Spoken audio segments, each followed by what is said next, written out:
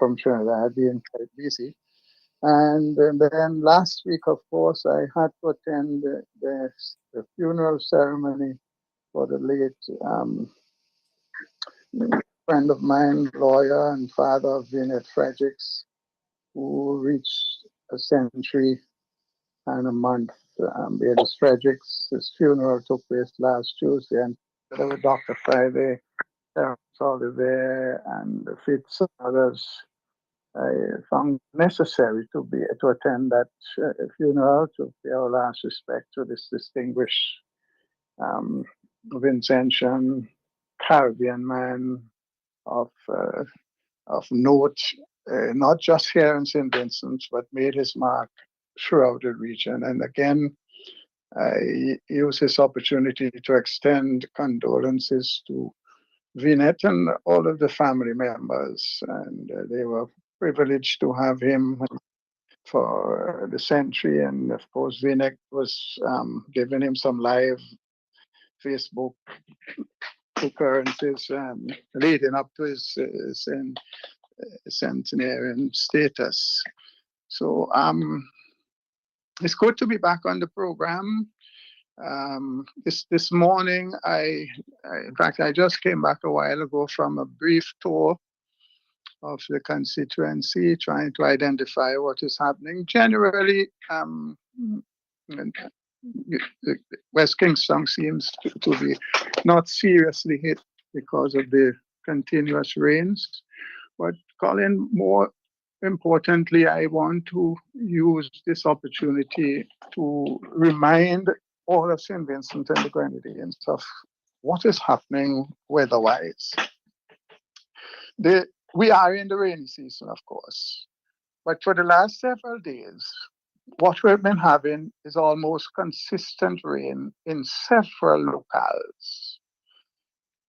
While we are fortunate that the intensity of the rainfall has not been particularly high, on the other hand, what it means is because the rain for a lot of time is light and continuous, it means that a higher percentage of the water is soaking into the earth. This is the reality. You know, when the rain comes down quickly, a lot of it runs over the surface and down into the streams and into the sea and so forth. When it is lighter showers, a greater percentage of the rain has a chance to soak into the earth that is already saturated. And we know from geography, you don't have to be an engineer to appreciate this. Where there is a layer of soil, particularly if it's clay soils, sitting on top of a solid foundation that does not allow water to pass through, some kind of rock or some kind of material that is impermeable, what happens is the buildup of water on that top layer puts greater pressure on the soil, and with any little movement, you can have what we refer to as landslides. And it doesn't matter whether it's your house, whether it's your crops, whether it's your animal, whatever is on that land, it will come down, as we've seen in Murray Village in the case of a family losing their entire house. They have to thank God that they were not themselves in the house at the time, because it can be very catastrophic. So persons who live in areas that are prone to landslides, and you know it. In your neighborhood, you know the areas where landslides have previously occurred. And when the soil comes down, you see the bottom line, you see the abu or whatever it is, where all of the loose material or the clay material comes off. And so you know that in that area, you have a potential for landslides. And what we've been experiencing of late is ideal for engendering more landslides. So we need to be astute, alert, and aware. And if you live in those areas, take the necessary precautions and try to move out, especially if the rains persist. We're seeing all over the country calling from. Thank God for the roving reporters who are able to use their phones and put us live at the Rabat Bridge and throughout the country where we have various landslides reported in Belmont and other places. We have to give thanks to God so far that there hasn't been any loss of life as a consequence of these continuous rains and so forth. But the bottom line, what I want to get across to people is we are not out of the woods as yet. With this persistent rain and with the land already saturated with water, it is very easy for landslides to occur. So be extremely careful, be alert, be aware, and take whatever precaution you can. I just came from an area in Walker Peace, Colin, that road leading to the Windward Highway at Gibson Corner, the Leeward Highway at Gibson Corner. There used to be a garage right in the area there, and there was a massive landslide that took away half of the road. This was years ago. The road, the government has done absolutely nothing to that piece of road. The vehicles continue to use the road on a single lane basis. And again, with all of the rains, it is quite possible that more of that area could slide, which can make that entire road impassable. Now, this is an important link road. We've seen it being used many times when there was an accident in the area between CWSA and Gibson Corner, where people then have to go through Walker Peace and get back into Kingston or back on the Leeward Highway. You know, all of these little bits of roads that make alternative routes are crucial. But this area has been broken for many years now, and they haven't done a thing to it. And it's quite possible that the rest of the road could come down, making it completely impassable. I'm going to ask a question in the House when next we meet to make sure that one, they are aware of it, and two, to find out what plans they have to fix that small piece of road, but vital link road.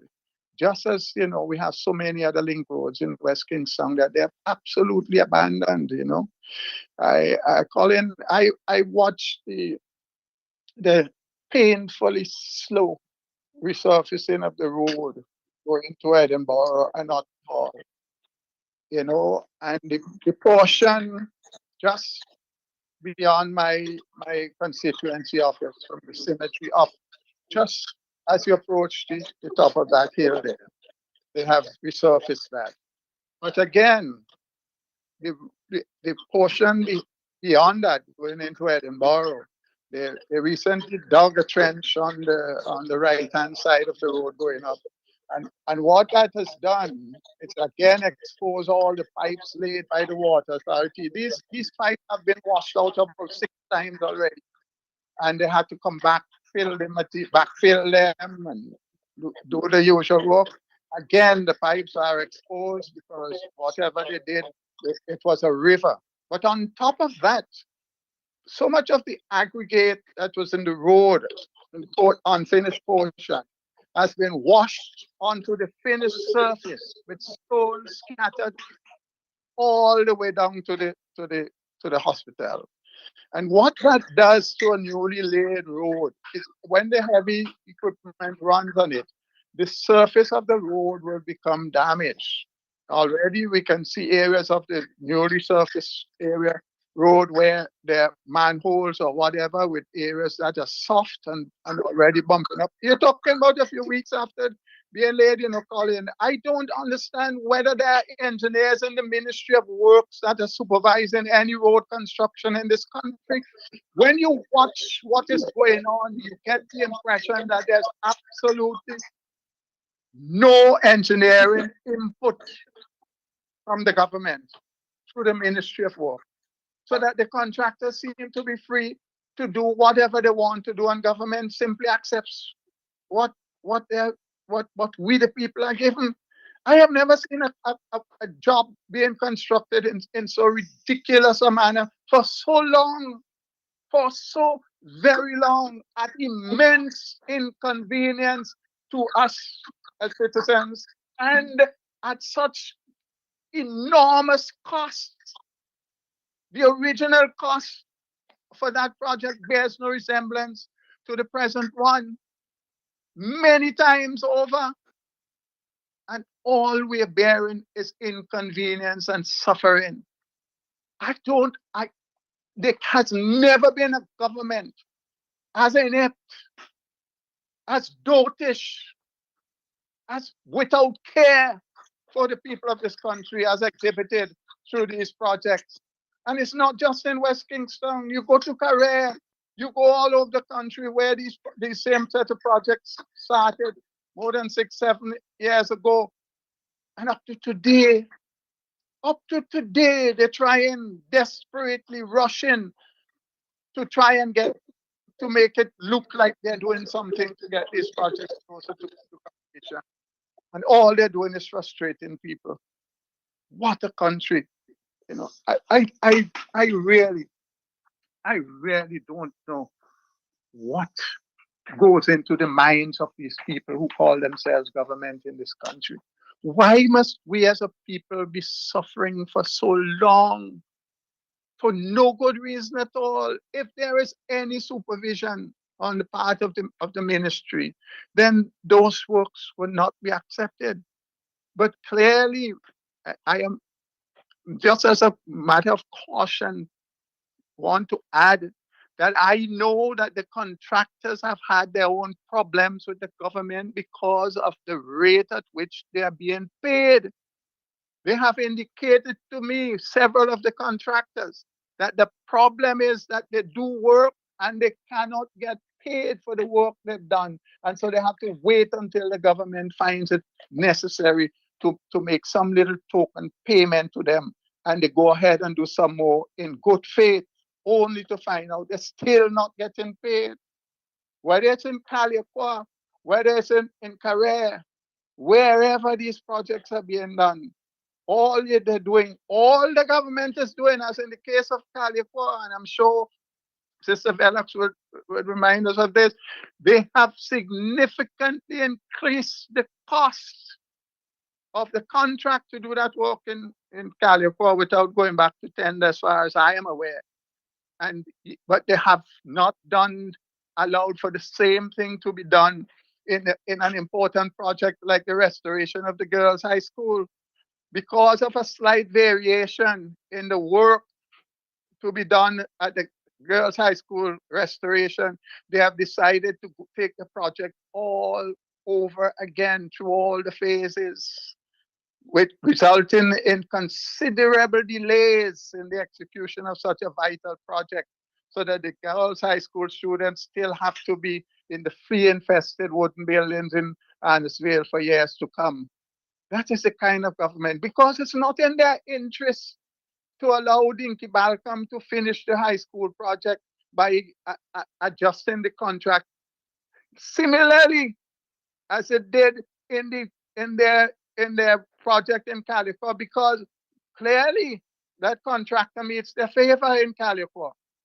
But Dinky Balcom company must suffer, and the children and the parents of children in the girls' high school must continue to bear the grind, because of the wicked, spiteful, nasty politics practiced by this government, breaking all the rules except when it applies, when it's in their favor to their supporters and cronies. That is not how government should work. No wonder we're not getting value for money. I continue to get the feedback, Colin. I don't know why. I keep hearing myself. Yeah, but they continue to frustrate the people of this country in the process of simply achieving their own political agenda. That's all they're interested in. trying to perpetuate themselves in power, even at the expense of the people of this country. But Colin, before I go any further, I just want to remind of several activities coming up. I know my good friend Conroy in Central Leeward is having an event on Friday at the Curtains playing field, and I encourage persons to turn out and support that event, mix and mingle on the Curtains playing field on Sunday. I know there are several other activities coming up, including the President's Dinner on December the 7th. And for us in West Kingstown, we have a magnificent raffle that would also take place on the evening of at the actual President's Dinner. The raffle will be drawn there. And Colin, I would be looking I'm getting an ad on the radio soon to remind persons that you can get a ticket for $5 and a book of 5 is only $20. The top prize is 65-inch television. You have a weekend trip to Mustique for 2. You have iPhone, you have iPad, you have a magnificent food hamper, and several other prizes to be won. And the date is December the 7th, Saturday, and it will be drawn on Saturday evening at the President's Dinner at Sunset Shore. So tickets are available all over the place. Lend your support. And of course, my nearer here we have the East Kingstown Bingo coming up soon in the Victoria Park. That's now an annual event that Fitz and his team are putting on. So lots of activities coming up. I know Senator Siobhan has a meeting in her constituency, and we are all on the move, meeting the needs of the people in our own way by the grace of God and the assistance of our friends. And as we continue to hear the tale of our people all over the country, particularly the young people, not being able to find work, possibly been going through the roof. Well, don't talk about healthcare at all, because good heavens, it cannot get worse than it is. It simply cannot get worse than it is in this country. But we know what the plans of the New Democratic Party are for all of these ailments. So we have to look forward. Colin, I'll take a break there and turn it over to you. All right. Well, we're just about 27 minutes after the 11 o'clock hour, so we can take our first commercial break here. And of course, when we come back, we will jump in more with the Honorable Daniel Cummins. Hopefully, we should be joined by Laverne Gibson Velox of East St. George, and we're hoping that we're able to be joined as well by the Honorable Dwight Fitzgerald Bramble from East Kingstown. So we take the commercial break, and we will come back with more here on the New Times program. Stay with us, ladies and gentlemen. We'll be right back after this.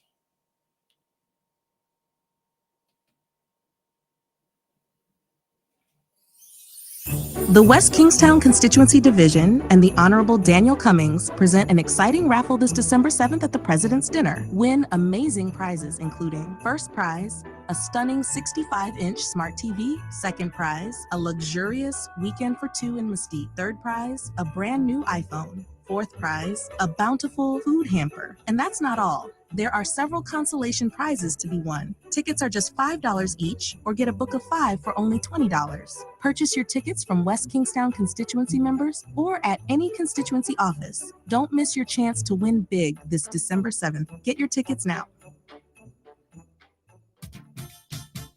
Bds Supermarket in Kingstown, serving the nation with quality service and excellent prices. At Bds Supermarket number 2, located at Upper Middle Street, we are proud to serve you. We are second to none. Call us at 457-1616. We at Bds Supermarket number 2 will always be here for you. Bds Supermarket, serving the nation with quality service and excellent prices.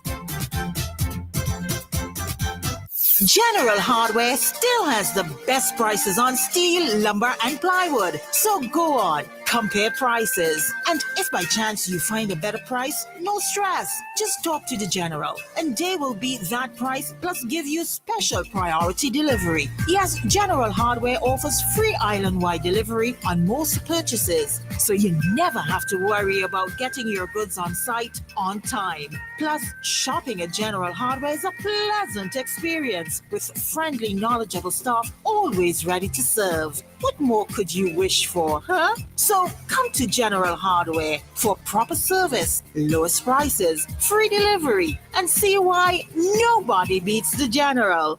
Nobody. Okay, Max, if I'm going to steal Christmas this year, I'll need a smart TV to keep an eye on the who's, a smartphone to call for backup, cash, and a stove to bake this ham.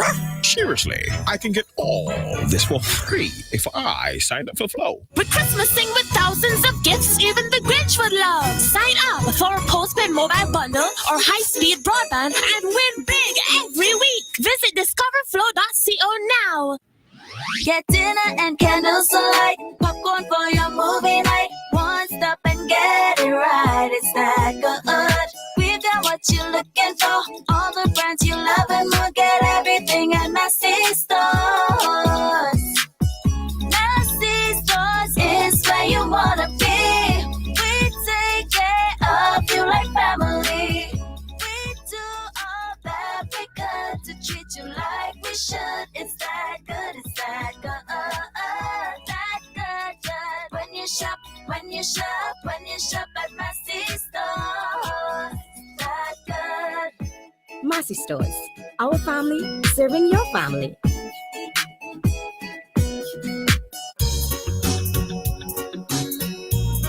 What time it is? Christmas time. Christmas time. Surely Christmas is a time of healing. And what better time it is for cleaning. So this Christmas, VinceClean is here to help with dusting, wiping, bathrooms and bedrooms, kitchen, dining, in fact, for all kinds of floor, new and old. Call now and book early for all your Christmas cleaning. It's VinceClean. VinceClean. VinceClean. Telephone 431-1360, 492-0586 or 4571649 and have a VinceClean Christmas. I say we know it's Christmas time. Christmas time. Christmas time.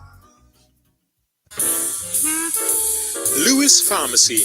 We specialize in friendly service with a personal, professional touch. Hence, we take pride in offering patient counseling on all prescription and over-the-counter products. We welcome inquiries on prescription drugs, vitamins, herbal preparation, fitness nutritional products, cough, cold, allergy, and all other health care products. For the convenience of our patients and surrounding community, we are situated uptown opposite the bus stop at Juicy Building. Our opening hours are Monday to Friday, 8:30 a.m. to 5:30 p.m.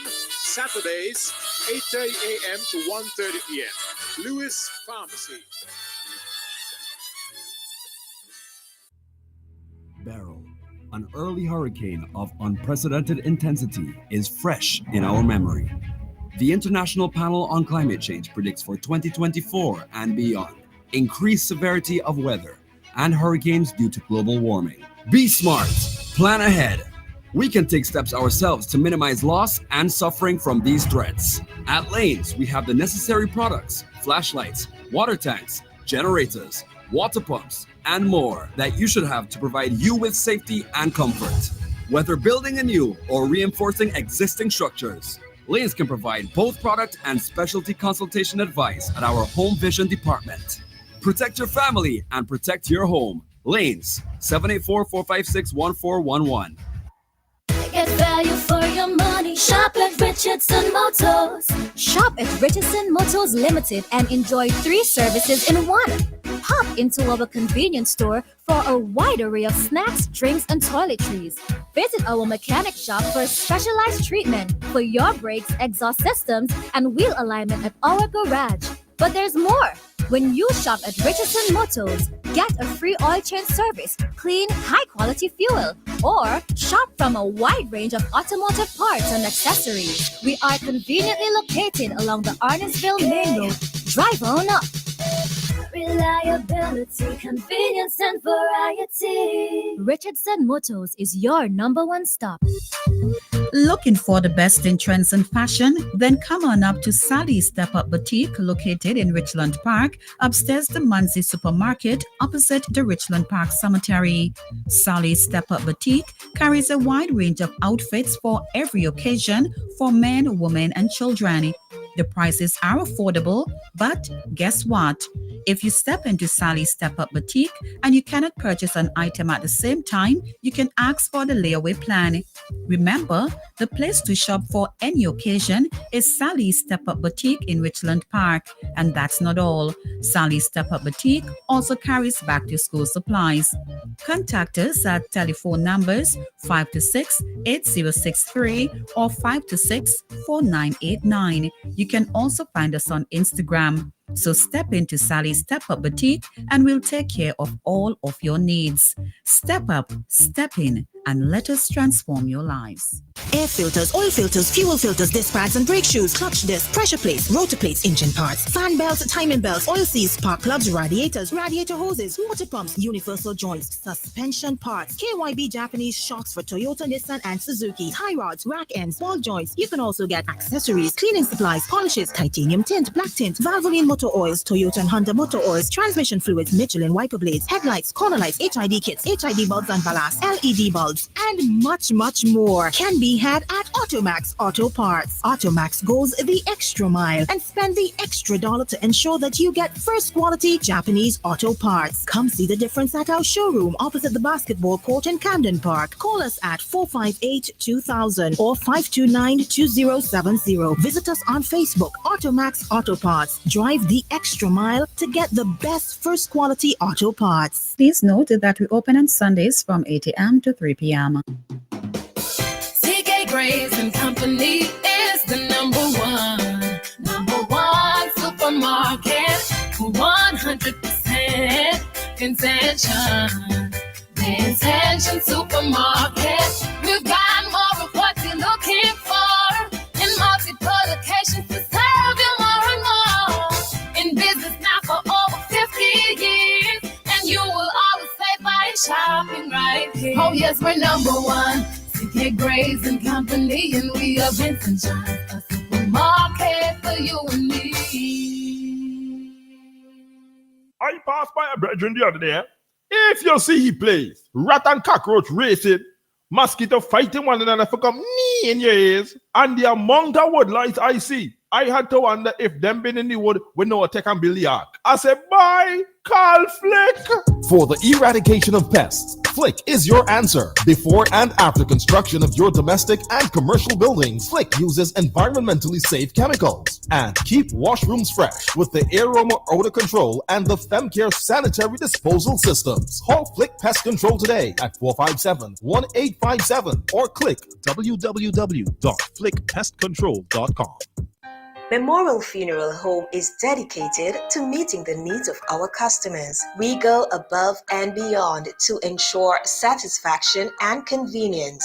That is why we are extending our services to the diaspora. Working with Caribbean Funeral Home in New York, burial packages can now be completed in New York to cover burials in St. Vincent. And likewise, packages can be made in St. Vincent to cover burials in New York. Caribbean Funeral Home is located on 1922 Utica Avenue, Brooklyn. Call their office at 718-444-1818 or WhatsApp at 347-925-9557 or 347-231-5410.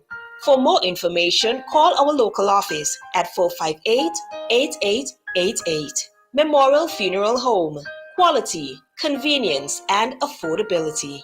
Randy's Supermarket is perfect for all your grocery needs. We have a range of liquor, liqueur, and wines, fresh and quality bread, and our weekly specials will simply amaze you. Conveniently opened 7:30 a.m. to 9 p.m. Mondays to Thursdays, and Fridays and Saturdays 7:30 a.m. to 10 p.m. We have competitive prices and friendly staff. Randy's Supermarket, located at Lower Bay Street and Terrell Street. Call us at 456-2994. Randy's Supermarket, where shopping is fun. It's bingo! Join the new Democratic Party East Kingstown Constituency Division on Friday, December 6, 2024 at Victoria Park in Kingstown. It all starts from 8 p.m. Come and play your bingo and stand the chance to win a whopping jackpot of $5,000. There's also 9 other games of $300 each. Your tickets are only $10. Tickets can be had at the following locations: the East Kingstown Constituency Office. Call 497-3489 or 454-2020. You can also get your tickets from any member of the Constituency Division Executive or the NDP Secretariat Headquarters in Kingstown. Be a part of this massive bingo at the Victoria Park on Friday, December 6, 2024.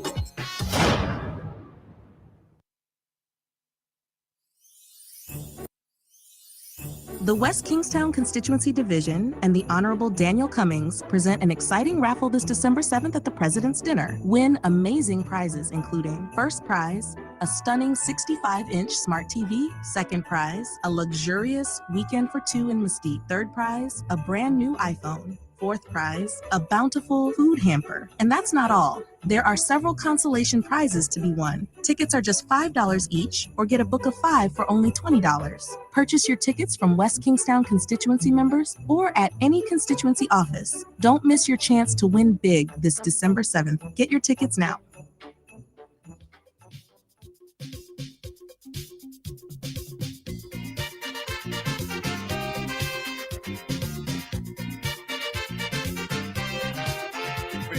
A chance.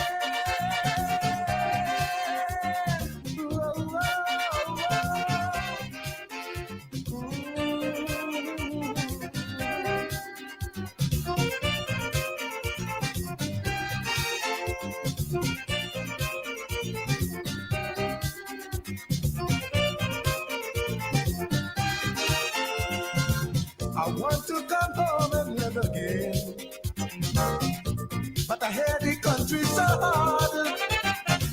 I'm so hurt I can't stand the pain.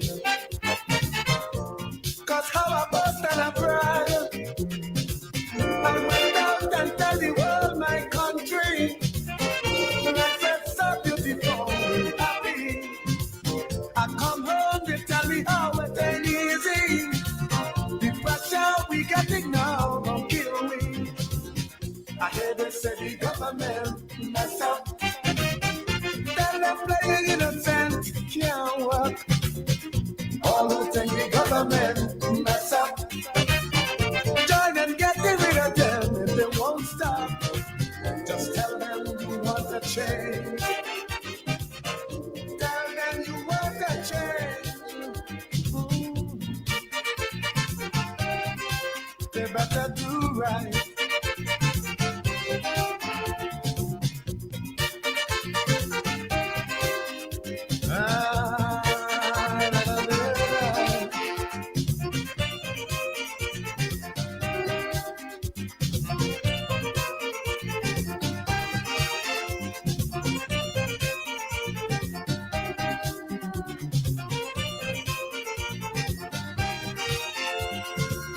Nothing can keep me from this country, cause here is where I was born.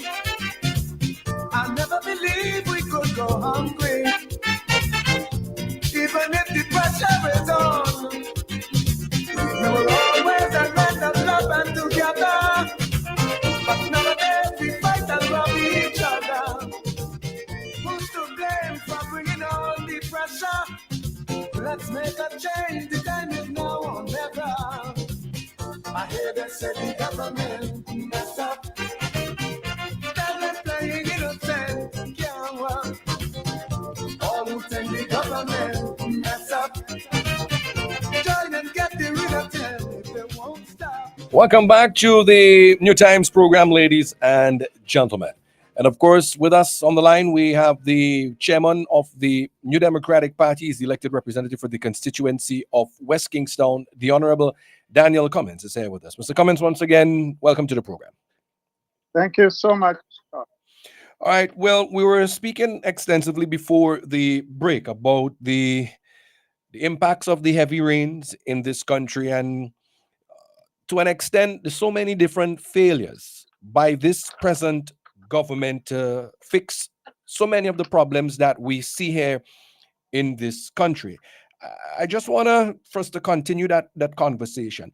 When we see a lot of the significant flooding that we are seeing across our country, but we also see quite a lot, not just in the rural areas, but of course, a lot in the urban areas and even the capital city, Kingston. When we look at Annisvale, where there is a proposed hospital project being erected by this administration, we also seen time and time again that area is prone to flooding. We've seen Calico and the ongoing roadworks in Calico, again, prone to flooding.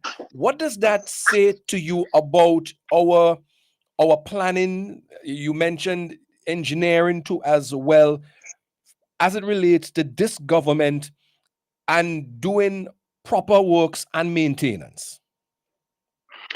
Colin, this is a real painful matter to discuss, because healthcare is so dismally poor in this country.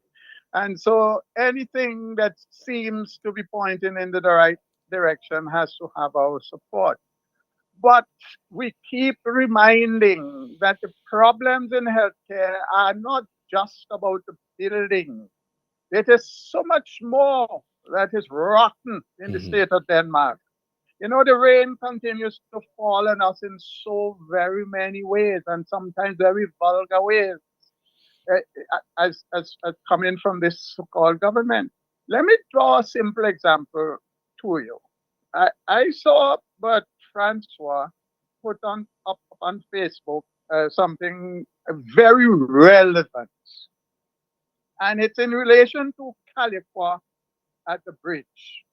An extremely pertinent observation. When we had rains several days ago, a big area in Calico was flooded.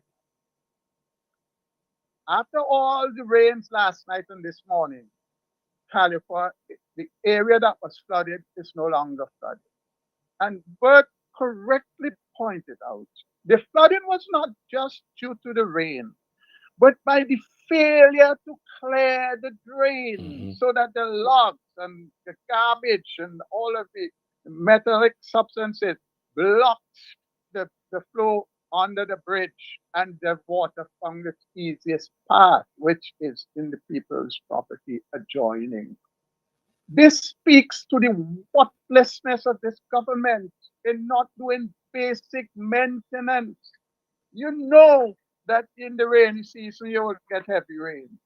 You know you're seeing flooding in Kingston and other areas because of blocked culverts from debris that comes down when the river is in spate. Sometimes these little gutters turn into torrents. But this is a classic example of a government that doesn't have the interests of the people at heart. Why you have to wait until the rainy season and after people have been flooded out to go and clean the drains? It's routine.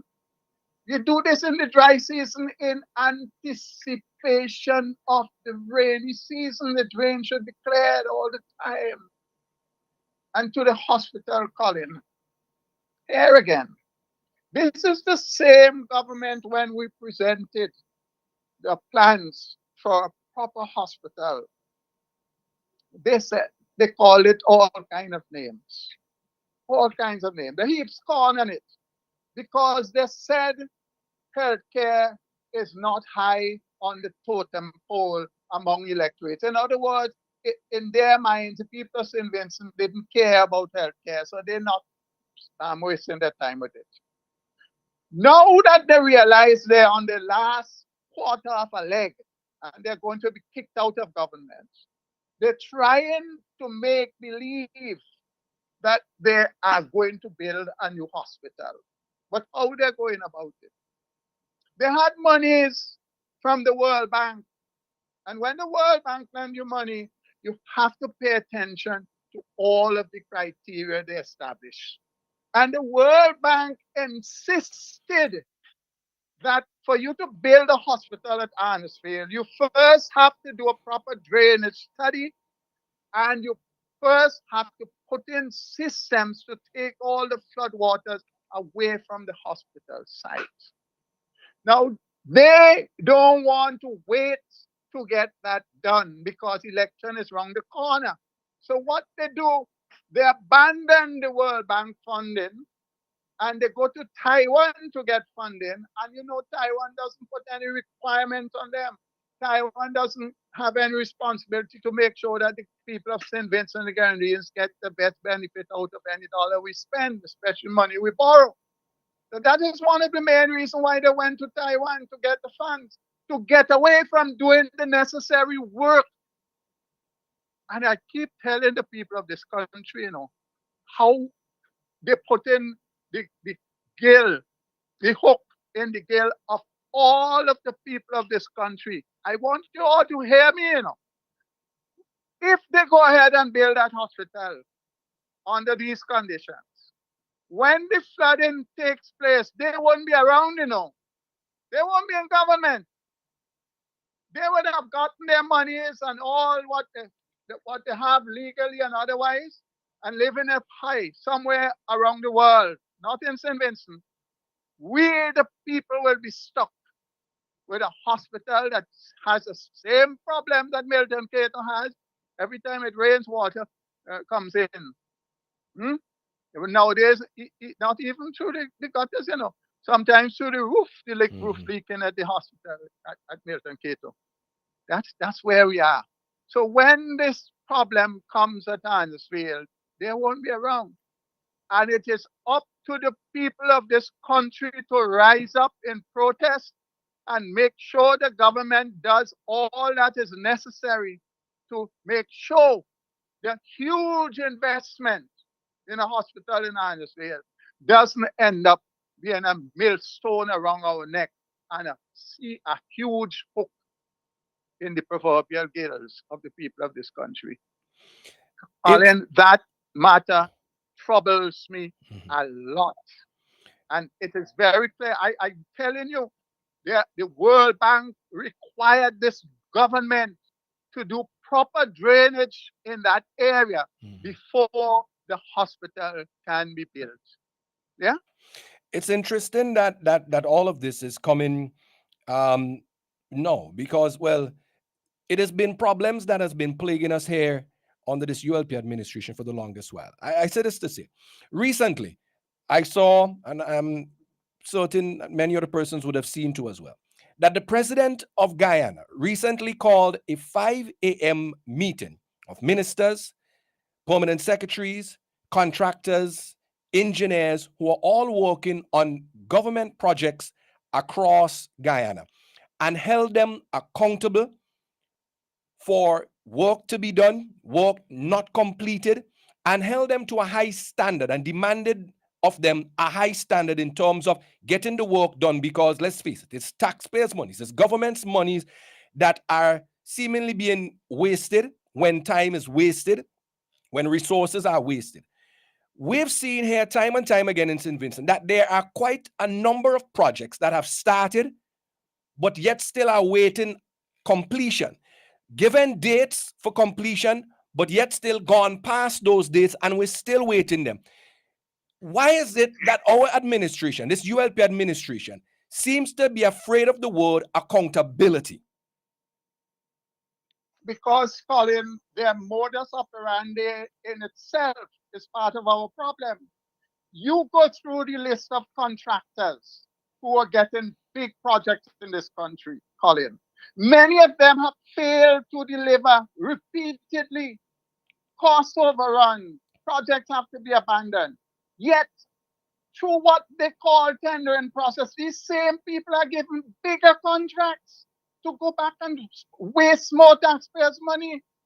Any government that cares about the people will make sure that the tendering process weeds out contractors who don't meet certain qualification.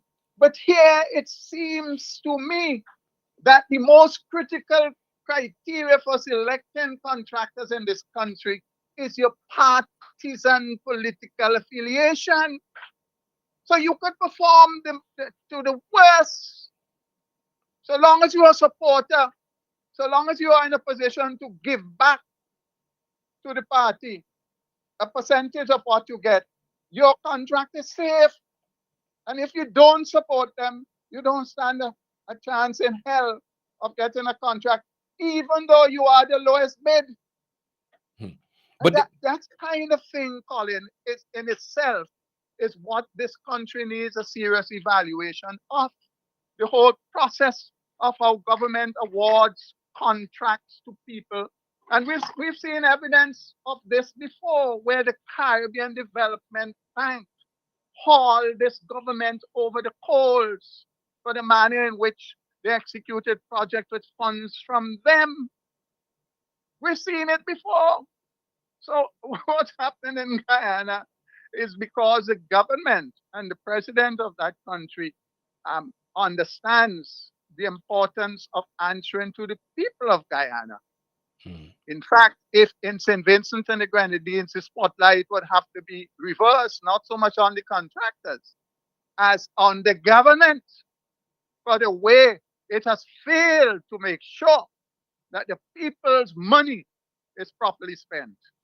That is the difference. How would you respond to those who are given the justification? Well, look, the port in Kingstown is in terrible condition, and it was damaged even more by Hurricane Beryl. So we need to build a new port, and that's why we get a new port. The hospital, Middletheatre Memorial Hospital in Kingstown, it's not at the standard as it should be. So therefore, that is why we need to build a new hospital in Annisville. I mean, these are the arguments, these are the justifications as to why these new projects are going forward. How do you respond to persons when they say that? It wouldn't surprise me that that would come from the ULP, because that is as bogus as the entire ULP is. When was the port in Kingston damaged? It was damaged during the passage of Beryl, when the new port was well advanced in construction. That didn't influence them. The fact is, maintenance on the port stopped from the time this government came into office. The port, like any other facility, has to be maintained. In fact, more than many other facilities, because you have to cast concrete in the seawater. Colin, let me, without going into too many technical details, try to break it down simple. You've cast concrete piles driven into the seabed for the purpose of erecting a port. It becomes critical that the coating, let me come back. Many persons in the simple environment, in your homes, you'll see the walls cracking up, and then you see the steel being exposed, particularly on your beams and on your concrete floors if you look at underneath. That is because when the builder puts the concrete, casts the concrete, it doesn't put a thick enough layer of concrete to make sure that the steel is properly embedded in the concrete. The problem is, even in the normal air, once the steel is so close to the surface, moisture gets in through the concrete and the steel starts to corrode. When it corrodes, it swells. And what happens? It pushes the concrete. The concrete can't withstand against the pulling. It can take, if you push, it can take it. But if you pull, it breaks. And that is why the steel is there to take up the pulling. But when they don't have enough cover, then the steel cracks and you have worse problems, because more air gets to the steel, more corrosion takes place. And so now you could imagine when this happens in the sea, it's not just It's not the air. It is the salt water intrusion that makes corrosion far more rapid and severe. There's a contractor who did some repairs to that port in the NDP time by simply putting a container around the piles and casting concrete to form an additional protective layer around the piles. And that is what the government should have continued to do, and they abandoned it.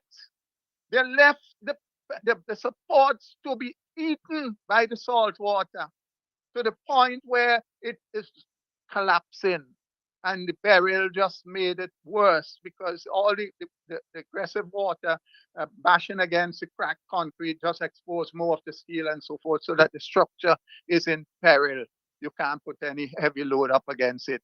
But that is because this government failed to maintain the port, whether it is in Kingstown, whether it is in Camden Park, whether it's in any of the Grenadine Islands.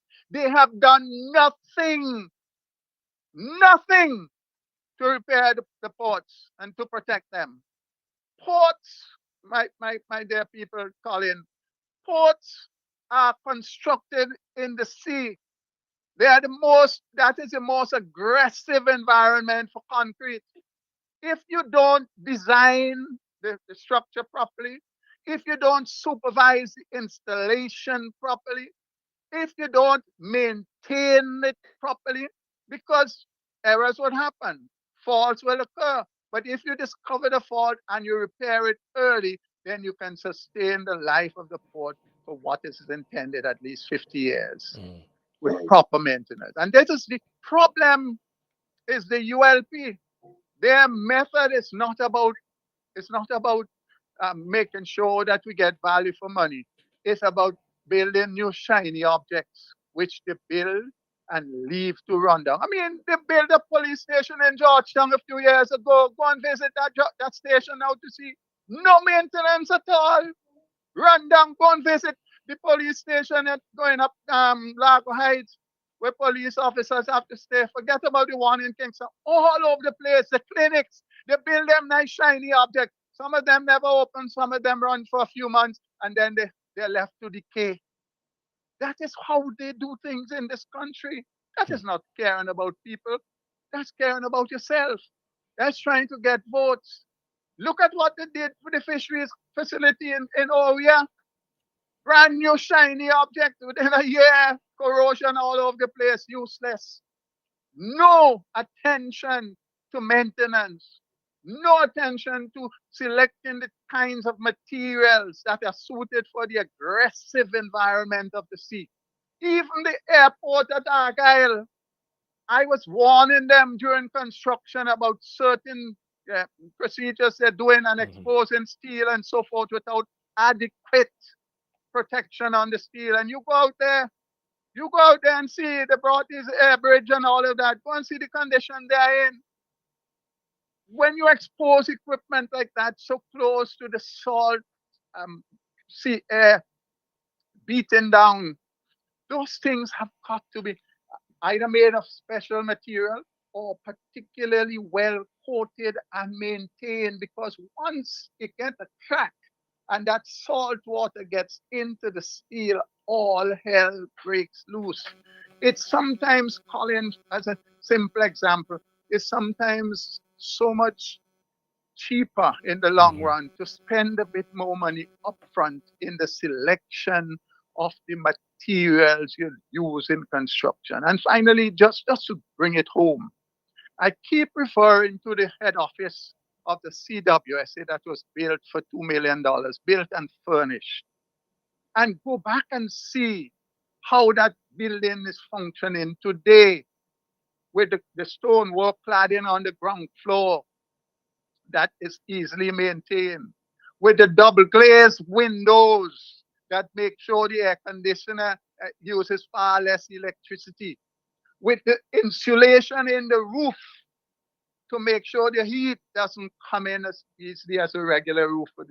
All of these things cost a little bit more upfront, but the savings you get down the road is significant, especially given the high cost of electricity in this country. This government is weakest, absolutely ludicrous, sickening when it comes to maintenance. They just build fancy things. They don't have the people look over to make sure they're properly designed, that the right materials are selected, and that there's a maintenance program to make sure that they're kept. That's where they have failed us big time in this country. NDP will change all of that because we understand the importance of maintaining the facilities if we're to get value for money. All right, Mr. Cummins, obviously this ULP administration, they're presently trying to prop themselves up and pride themselves on, we building national progress. We're building and we're upgrading. And then try at the same time to paint the NDP that they're anti-progress in this country. So therefore, we built the Argyle International Airport, the NDP opposed it. We're building the port, NDP opposing it. We're building hospital, NDP opposed it. How far from the truth is that really? Colin, listen. If it wasn't for the vision of Sir James Mitchell and the New Democratic Party, cruise tourism would not be where it is in St. Vincent today. They are the ones who oppose the construction of the cruise terminal. They are the ones who oppose the construction of the marina at Otley Hall, and they are the ones who destroyed it. They are the ones who destroyed it. But let me perhaps even closer to home point out to our people what I'm talking about when you design, contract out, and supervise projects. Look at the Leeward Highway that was built. And I'm talking about the highway starting from, what you call that area there, South Leeward, all the way to North Leeward. Glenn Schutt, engineer, Minister of Works, supervised the implementation of that Leeward Highway. Colin, that was built way back when. Journey on that road today to see the portions of the road, particularly the concrete roads, properly built, still intact. Where there is bitumen road, properly in place, unless there's a landslide or something that moved the road. But compare that with roads that this government has been involved in, parts of the Windward Highway, for example. How so many years later, every year you have to go out there patching holes, resurfacing areas on the Windward Highway. The Leeward Highway has had no major restorative work done on it because it was put down properly, graded properly, sloping properly, drainage properly, all of that done carefully with this design and supervision by people who cared for this country. That is the vision. That is the result you get. That is the value for money you get when you have a government that follows the rule. That is why these people don't want the CDP and others to come in and tell them how to do projects, because they insist on proper supervision.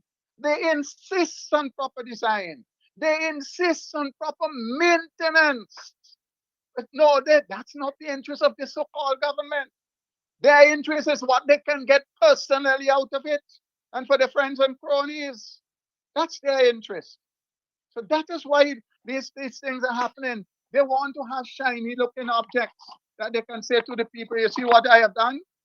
But they don't want the people to pay attention to what is the cost. What is the cost and what is the alternative? And are we getting value for money? So tell them I say hogwash. All right. We're standing by now to be joined by Laverne Gibson Velox. She is the New Democratic Party's candidate and caretaker in the constituency of East St. George. So we're standing by to be joined by her here on the program. I'm pretty certain she will give us an update as to things in the constituency of East St. George. All right, let me add her in here to the conversation. Just bear with me and hold the line for me a second, Mr. Cummins. Let me just add her into the conversation here on the New Times program. Indeed. All right, so we're getting ready now to welcome Laverne Gibson Velox. Ms. Velox, you there with us? I am. Good afternoon. Good afternoon, Colin. Good afternoon to my chairman, Daniel Cummings. Good to hear you. It's been a while. No, just the three of us now. Yeah. Yes, good afternoon to East St. George. I know we've been having some bad weather and we've been having some problems, but we are resilient people and we will continue to forge ahead as we should, especially in the light that big things are going to happen for us very soon, right, Cummings? Absolutely. And good afternoon, Vincent and the Grenadines. It's nice to be here on the program with you once again. Mr. Cummings, welcome back. You've been away for a little while. Welcome back. Quite a while. Thanks, my dear.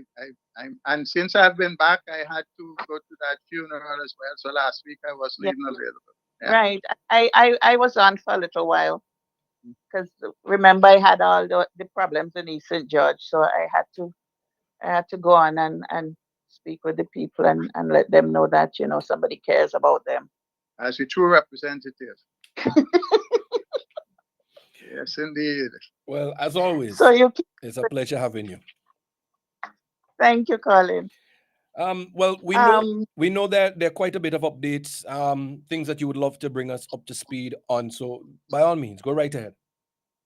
Well, relative to the rains last night, I know for sure that a house came down in the Golden Vale area, and but no casualties, no injuries or anything like that. And we also have, walls coming down. We are flooding in Calico again as usual because of the situation with the roads, and they've been putting down, trying to deepen the drains, try to reconfigure them so that they would work in the best possible way for Calico. Right. But the waters continue to back up, and it's causing a little difficulty. But I did. It happened last weekend, and I did speak to the foreman on the job and said that maybe what they need to do is just put a little weeper hole so it could drain. But apparently, maybe that's not that's not part of the project, so they can't do it. So there's that problem. All right, Mrs. Velox and Mr. Cummins, just permit me for a second. Let me just bring our listeners up to date with the latest weather report that was just released at 12 p.m. Just to give you the forecast and the weather advisory. The forecast basically is cloudy to overcast with scattered showers, and some of which may be moderate at times, periods of light rain and isolated thunderstorms. The advisory is that the flash flood warning is extended for SVG until 6 p.m. today. And of course, residents and motorists in the areas prone to flooding and landslides or near rivers and streams should take necessary precautionary measures to protect life and property. So that's the latest advisory from the local weather report from our Met office at about 12 today. So that's another 6-hour extension. So that speaks for itself. Yeah. One of the problems, and I'm sure Mr. Cummins would have gone through this earlier. I was doing something, so I didn't get to listen to everything. Is that the place is already saturated, so the water it doesn't soak in. It's now running on the surface, and whatever cracks were formed during the dry season, it's wreaking havoc on the country. So many places you've seen. I mean, people sending in pictures, and you're seeing a lot of land slippage all over. It's really our harsh reality at the moment. But hopefully the government steps up, because I mean they have a lot of material available to them, and they would help people to rebuild their walls and rebuild their homes. I like your optimism. I am optimistic, you know, because as you know, you know, Mr. Chairman, it's all about the people. At the end of the day, it's all about the people, because we, the people, are the ones who hire them. That's right. So they're supposed to take care of us. When they don't take care of us, then we have to fire them. Absolutely. And they depend on our votes to get into office. So when they get there, they can't just forget about us for 4.5 years, and then in the last 6 months or so, you know, you swoop down and you give this and that and think that that is enough to get our votes. That's not how it works. You have to take care of us all the time throughout the 5-year period. You won't be able to give us everything that we need, but we need to know that you're there and you're looking out for our best interests. Correct. Doesn't have to be anything personal. We're talking about infrastructure, the roads and the drains and all of that. And I keep saying, you know, there's some little fixes we could have been doing all along that would have prevented a lot of this. That is what makes it so painful, when you see the thing staring you in your eye, you know, and they will allow it to allow the little potholes to become so wide that you can't escape it at all. And then they come and pull up a little piece of the hole and say you must clap them for that. And they're not doing it properly, but based That's on the my point. observations, then they're not doing it properly. That's You the know, point. because the first rain that comes and some water runs on the road because the drain is blocked, then the pothole reopens and stares at you in your face when you're passing. And it is typical, you know, if you look at see the kind of repairs they do. I don't know why, but it always seems to be when there's rain falling. They never seem to be ready to fix any pothole until the rain starts to fall. But It's the strangest government I've ever seen. you know, it's interesting that you raised that, because let's face it, you mentioned it, Mr. Cummins, earlier. We know exactly every year when the rainy season or the hurricane season is scheduled to come. But it seems like this government pretty much waits until we are smack dab in the middle, right after some serious weather impacts us, to start doing whatever needs to be done. The clearing of the drains, the trimming of the trees. Yeah. Why are we not seemingly doing the preparation work in advance of the upcoming hurricane season? Because we're not proactive, we're reactive. And that is half of the problem. Now, Colin, if you would recall, there are two rivers in Kingston, the North River and the South River. This morning I saw photos that, you know, St. Louis Cooperative Bank, Penny Bank, where I worked, is flooded. And, you know, that is something that happened. It happens a lot in the rainy season. But there was a time, because if you notice, you can drive into that river, the North River, from in the library yard, and also from by the almond tree, by the bridge over troubled waters in that area there. You could drive into the river from that area. They used to send tractors down in there before the rain started to clear it. So there would be you know, not a lot of obstruction in the river when the rains come and the heavy waters come down, that they're able to flow freely. But that doesn't happen anymore. I think they used to do it in the South River too, down in the bottom town area. Correct. They don't do that anymore, because you know, some people look at things as being you know, I guess a nuisance factor and not absolutely necessary. I was mentioning earlier that this is how a normal government functions ahead of the rainy season. Yes. And all the utilities took part in this thing as well, you know, the roads division, the utilities, all the public health. You got together and you plan your work and you make sure that the critical drains are cleared ahead of the rainy season, for the very reason the trees, Vinlec line workers went around and cut the trees overhanging the high tension wire and other wires in advance. That is why most of the japlum trees on St. Vincent have been cut down over the years, because for some strange reason they seem to love to grow anywhere there's a high tension wire. So Vinlec used to come and cut those trees before the rainy season, because everybody knows the trees will fall, the limbs would fall, and they will create havoc on the lines and so forth. But That is even how when Binlec wasn't available, I think that project forestry. privatized. Yeah.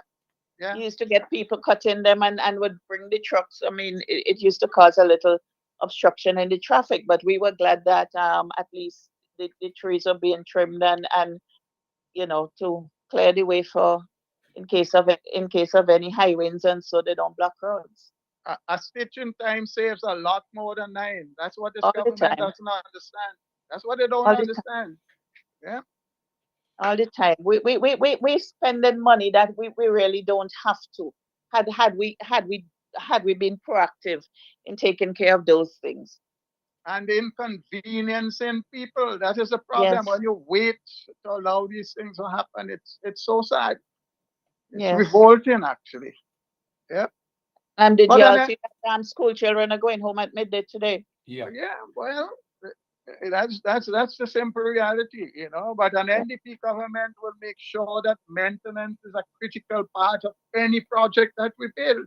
You Definitely. design the project to appreciate the reduction of maintenance costs, and most importantly, you make sure that there's a program for maintenance, because the more you do preventive maintenance, yes, the longer the building is going to last, and the Last, greater yes, service you will get for it. Definitely. That's how you function.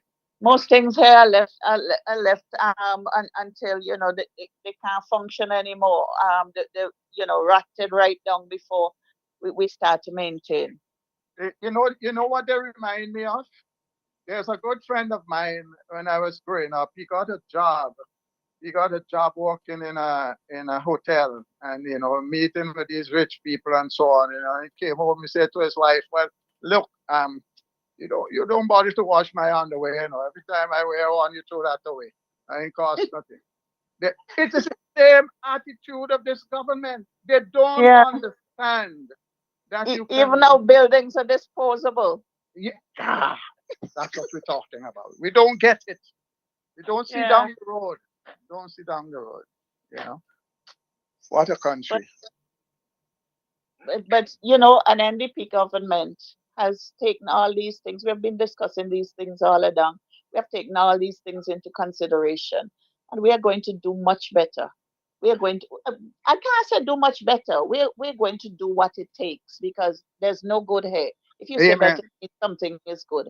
Amen. But we're going to do what it takes to make sure that our country is safe, and the maintenance of buildings has a lot to do with safety.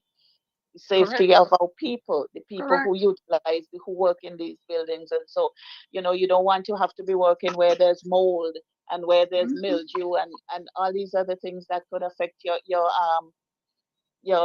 sinuses and just, make you sick. Even in the hospital itself, you have those problems. Even in the very hospital that's supposed to make you better, you end up being worse because of the conditions of that place. My God. Yeah, and it's really not conducive to rehabilitation and getting better at all. You go in there and you have a certain illness. Sometimes you don't even come back out. You just go over the other side. They But, cure you one problem, but give you 3 worse problems. Yeah, That's they oftentimes happens. You see, sanitation and cleanliness and that kind of thing has a lot to do with it. A lot to do with it. We just have to be more vigilant with making sure that our institutions are clean and healthy environments for the people who go there to utilize these facilities.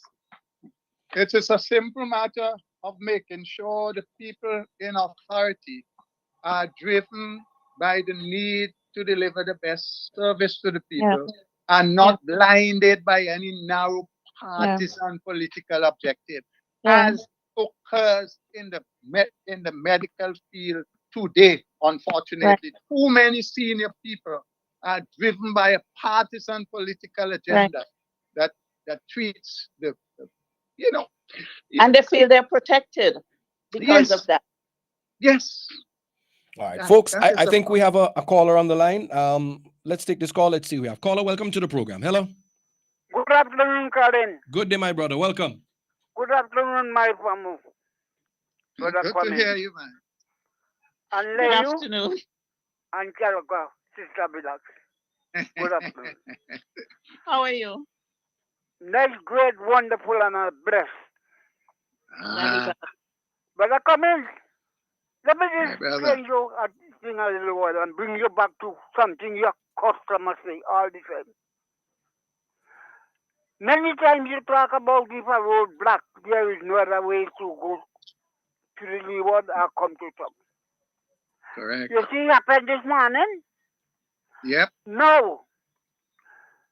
You heard them said if you bought that road from Hospital Road, go over to what we hall and go over to Roman Bill. You will be got road go right back to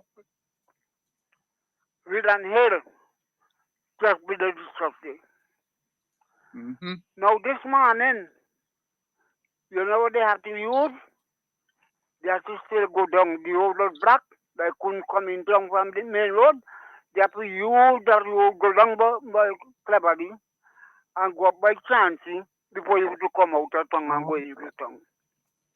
Yep. It's a while.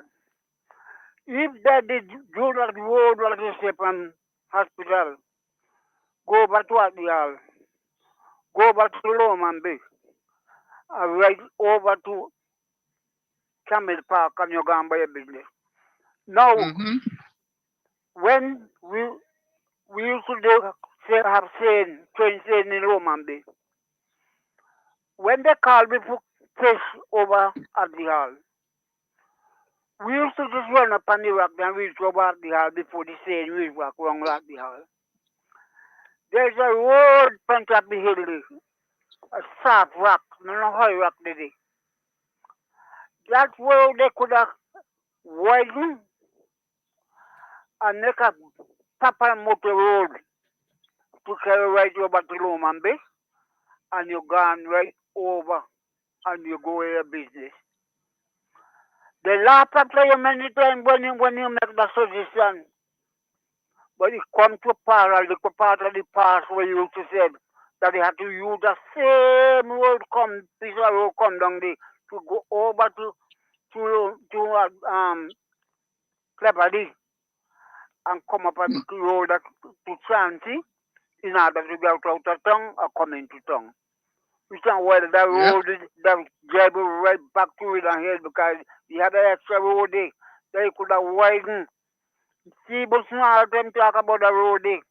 I know the road. I walk on government truck. So when you talk, you know what you're saying. You ain't talking by the top of your head. You're talking by your brain, out of your brain. And these people don't want to listen. Julian Francis many times now party in the parliament.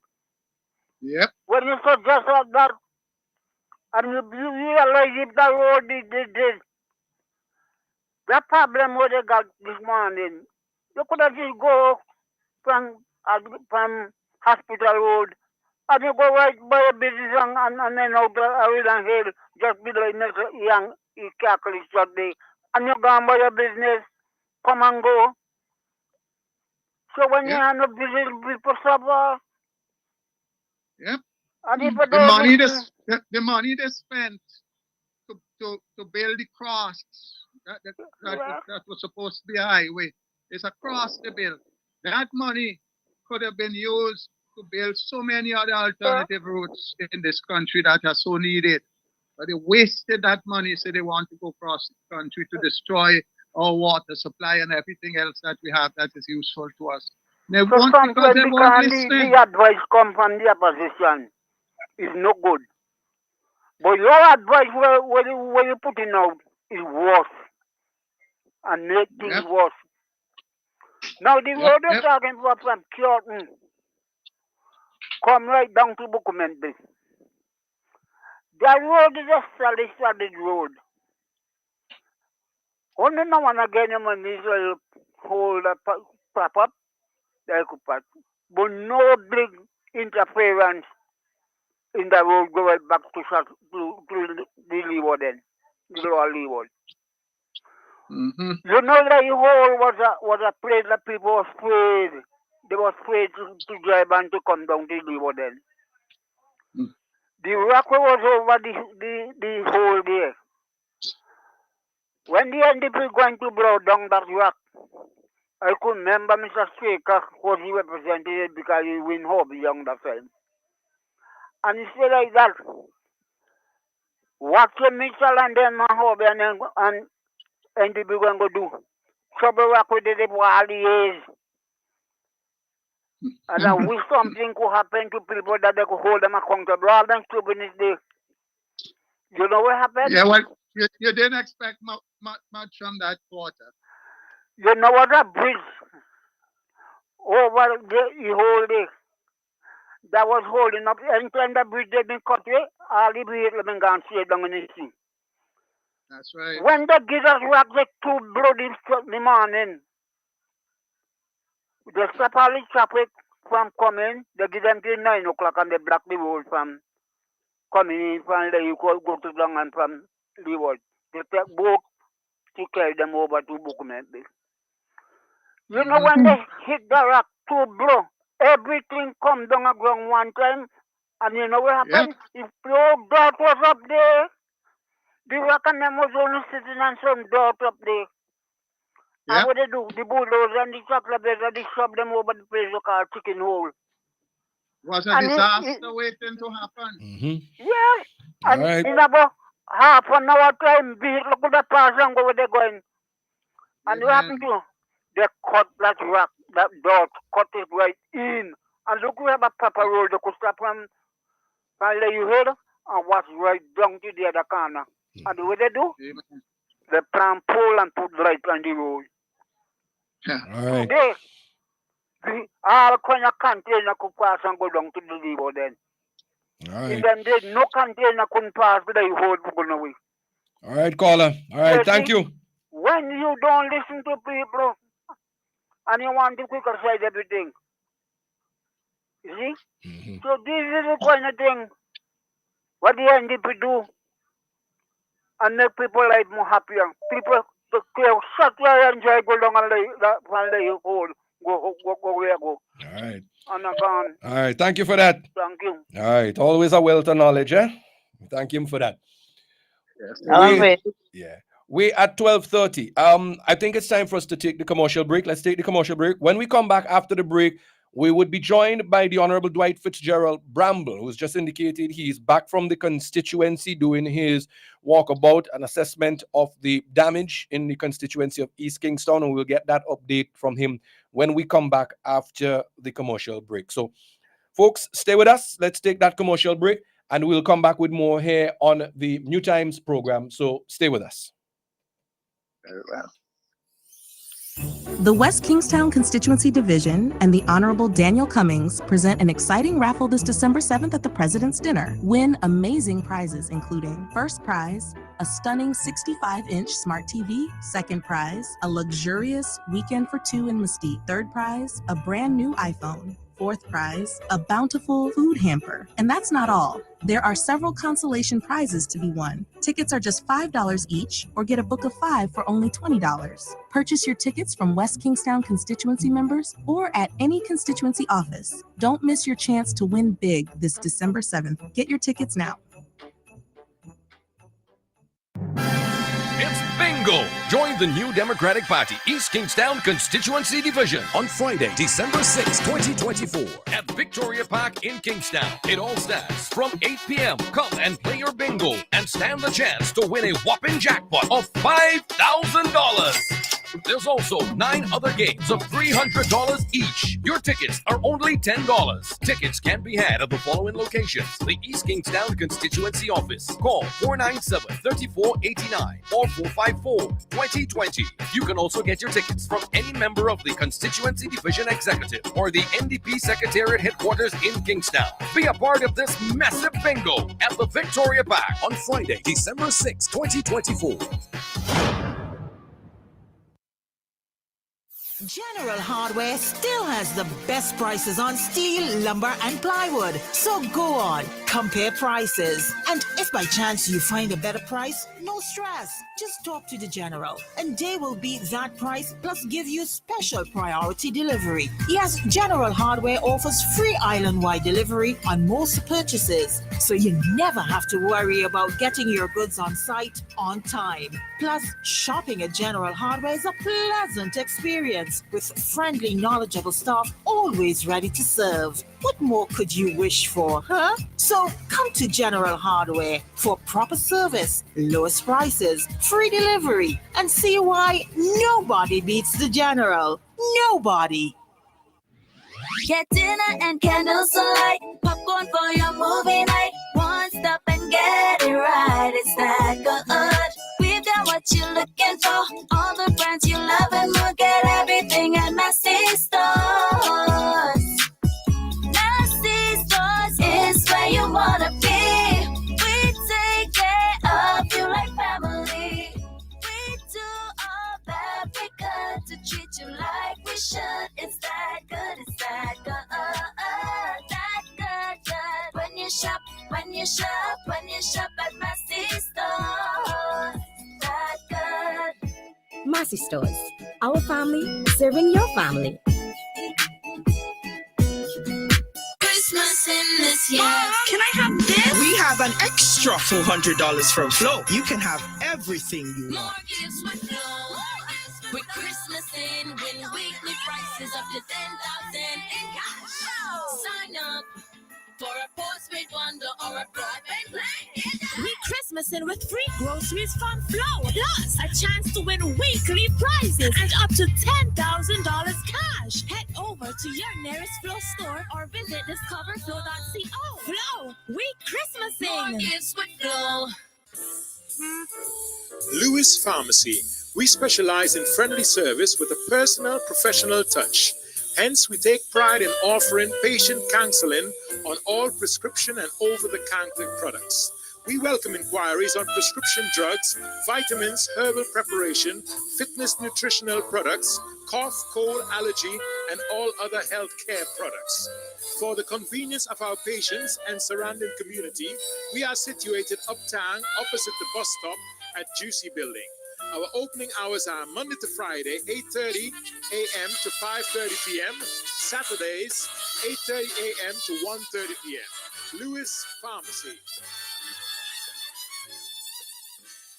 Randy Supermarket is perfect for all your grocery needs. We have a range of liquor, liqueur, and wines, fresh and quality bread, and our weekly specials will simply amaze you. Conveniently opened 7:30 a.m. to 9 p.m. Mondays to Thursdays, and Fridays and Saturdays 7:30 a.m. to 10 p.m. We have competitive prices and friendly staff. Randy Supermarket, located at Lower Bay Street and Terrell Street. Call us at 456-2994. Randy Supermarket, where shopping is fun.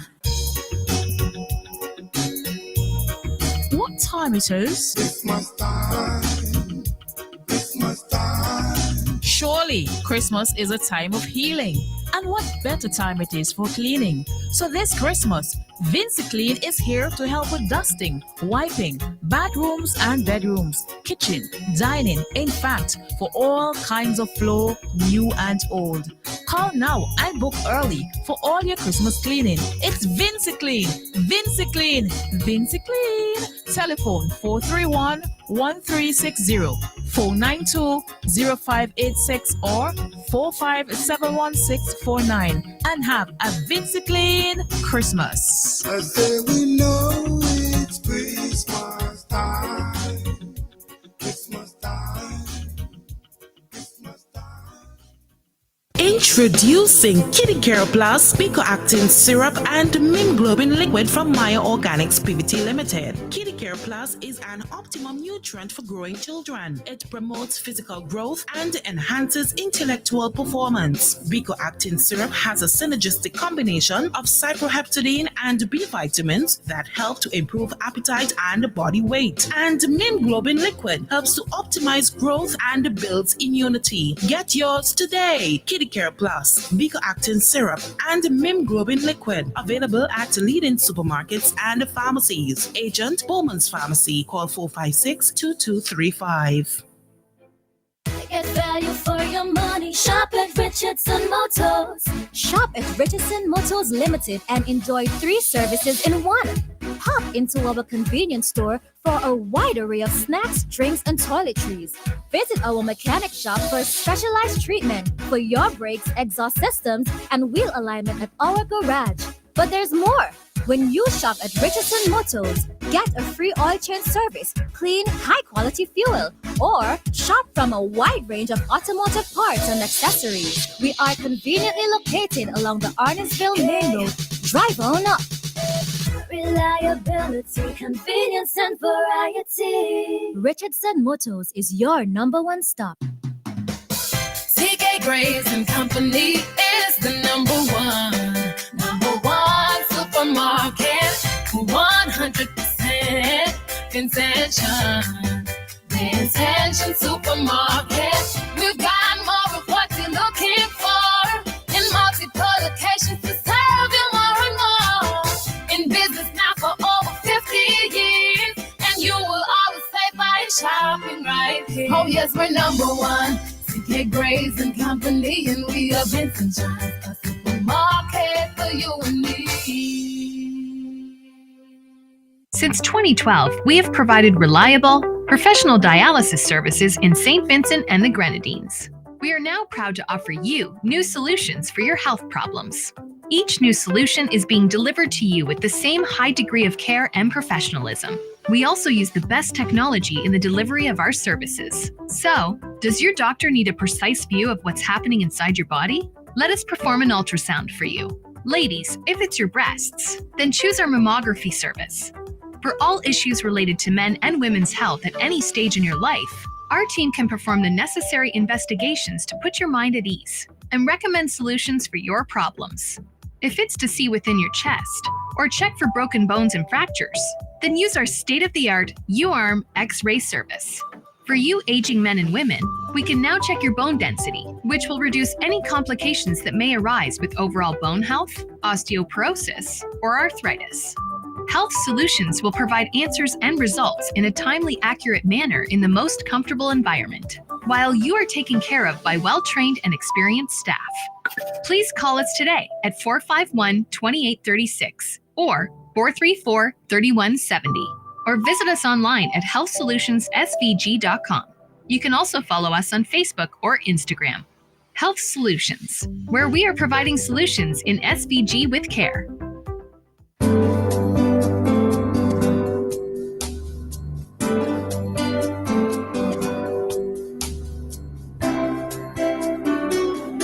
We would like to say that Captain Bligh XO Aged Rum is the best rum in the world.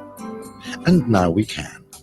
Voted the world's best rum at the World Rum Awards 2014, Captain Bligh XO Aged Rum. World class in a glass. Bds Supermarket in Kingstown, serving the nation with quality service and excellent prices. At Bds Supermarket number 2, located at Upper Middle Street, we are proud to serve you. We are second to none. Call us at 457-1616. We at Bds Supermarket number 2 will always be here for you. Bds Supermarket, serving the nation with quality service and excellent prices.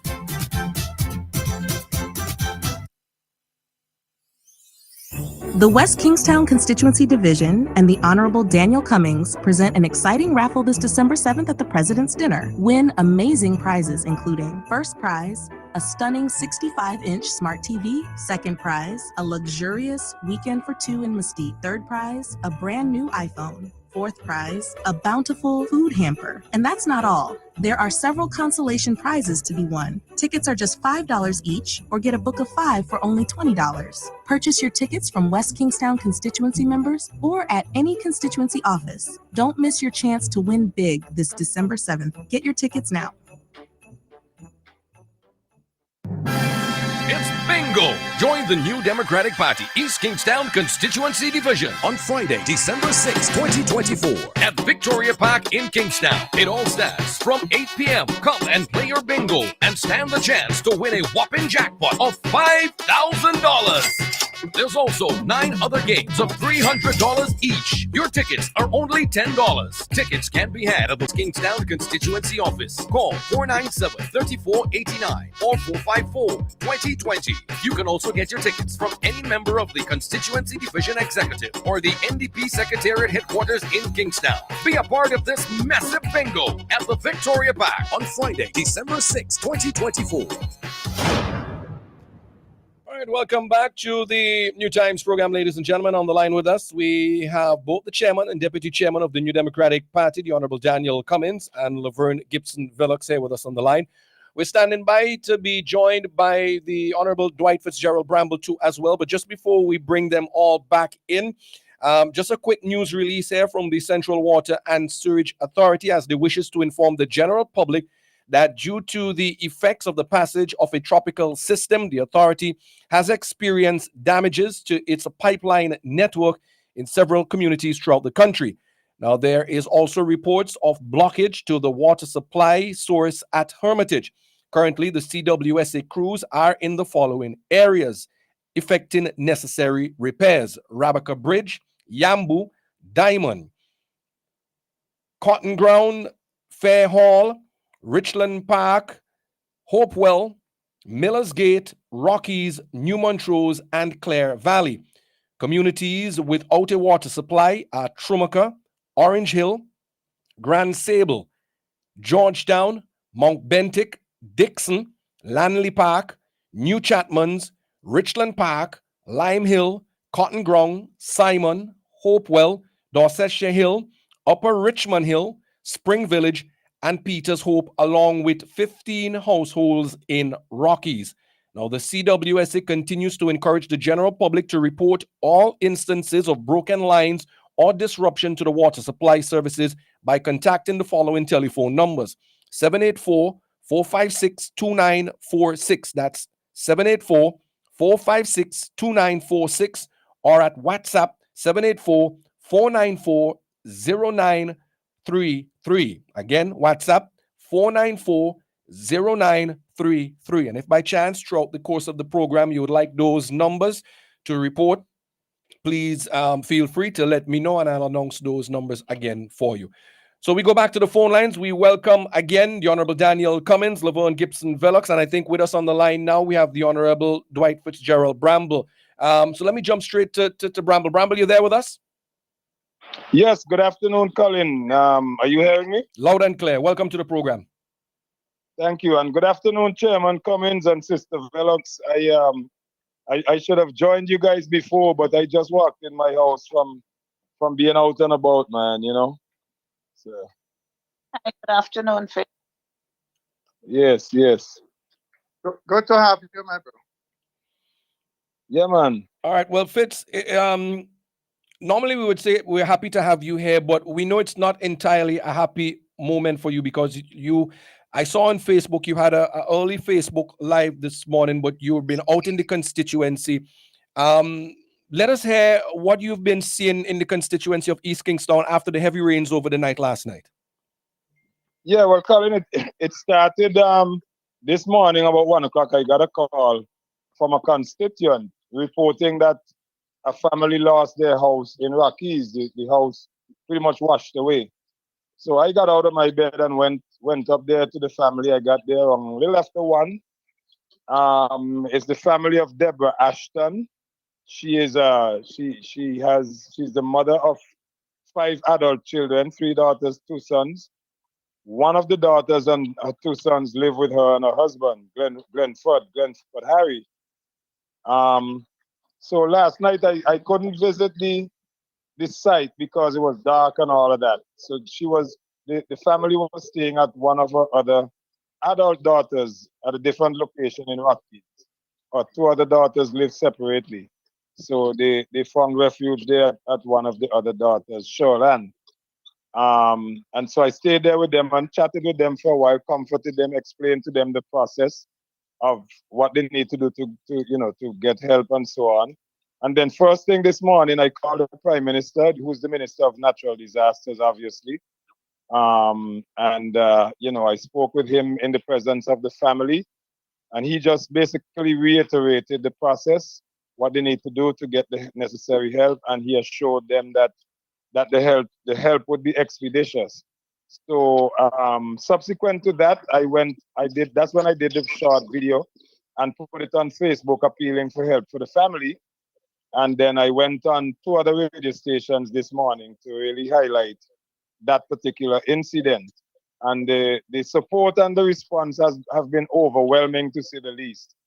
So I think, I'm comfortable that family will get the help that they need, the material help and other emotional support. But of course, it's easier for us to talk than for the persons, the victims who are in that situation, because it's really traumatic, man. Just I am not one of the victims, but when I saw the site this morning, everything was completely gone, Colin. If you see where the house was located before it was washed away, you would not know that the house was there. Clean sweep, as we call it, and all of the debris and so on went all the way down in the gutter below, close to around the area where Maxie and Harry's family lives. There's a gutter and a bridge there. All of the debris went down there, blocked up the area. So it was really sad. But yeah, they're in good spirits as best as they could. And I know that the help is forthcoming. There was also in other parts of the constituency, I made my rounds. That big hill going up by Bassi Alexander there, the retaining wall for one of the residents, I call her Mother P, Miss Peters, right across from Laura. Laura, who has the restaurant up in the Joshua Center there. Laura lives across the street from Mother P. Mother P's wall collapsed and blocked the entire road. The big hill to go up by Bassi, as I said. So a company came and was cleaning up trying to clear the road. But I've been in contact with BRAXA. I had a conversation with the head of BRAXA, Mr. Bartholomew. So they're making efforts to go out there and address that particular situation. And there are other areas I just came from. I went to Walvaroo, and some other areas where, they're not material damage per se right now, but you can see that there's danger in some other areas. Rivers are approaching person's homes. The river banks are being eroded because of the excess rain, excessive water, and so on, because of the heavy rains. So, but I think Brother Cummins was speaking to the issue of general structural realities. The way people houses are constructed, some of the locations, and as you all know, Rockies is a very, very steep and treacherous community in terms of land. Just about 3 years ago, 2 other residents, Ian Edwards and Dexter Lewis, they lost their houses from heavy rain landslide. And this happened, I think it was in March or April of that year.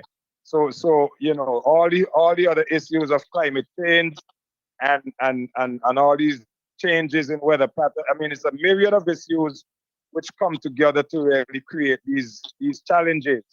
And I agree with Brother Cummins. When the NDP gets into government, we really have to make a serious effort to address some of these issues as best as we can. But so that's why I'm a little bit late. I just got in. I'm a little bit tired, but that's part of the job, man. It's part of the journey, and I have no regrets. I am proud to have the support of a very strong NDP team, and we're gonna just have to continue working. We have to continue working because the people are depending on us. Yes. All right, thank you for that. It has to be heartbreaking each and every time we have some sort of natural disaster here in this country, to go around and to meet persons. It seems like despite all the the social and political and economic challenges that we're already having to face in this country. When natural disaster hits, it seems like just another, heavy burden, heavy weight on the backs of Vincent. It's like, boy, as if things weren't bad enough already. What am I going to do now? How am I supposed to get by now? And as an opposition MP, it must be hard seeing and hearing the frustration of persons, especially at a time like now. Oh, most definitely. And I speak for myself when I say that my commitment. Yeah, it's politics. We all know that is the reality, and sometimes people believe that politics is a bad thing. Bad politics is a bad thing. Yeah, but the reality is that life is politics, and politics is life. And we made the decision to undertake this journey to help our people. You know what I mean? And the people are expecting us to help. But as you said, because of the current configuration of our political environment here in St. Vincent and the Grenadines, it's extremely challenging as an opposition MP. The government, the truth be told is that as an elected opposition MP, I don't have direct access to resources to help my constituents. You go through the government system as best as you can maneuver your way through that. But we all know how that goes. And this is not to chide anybody or to create any debate. It's just the reality. That is just the reality. As an opposition MP, it's an extra hard struggle. And one of the things that we in the New Democratic Party will have to change when we get into government is this notion that, if you don't support us, then we are not going to support you. I know that the New Democratic Party is not our mantra. But unfortunately, that same thing cannot be said of this current dispensation, of this current government, unfortunately. And we have to change that. Especially in times of disaster, in times of challenges. People don't care who you are in terms of your political affiliation.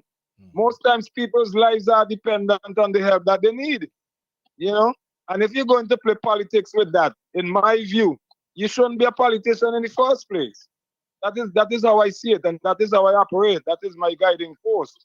If you can't genuinely help people, and if you're only going to help people under the basis of politics, then get out of politics.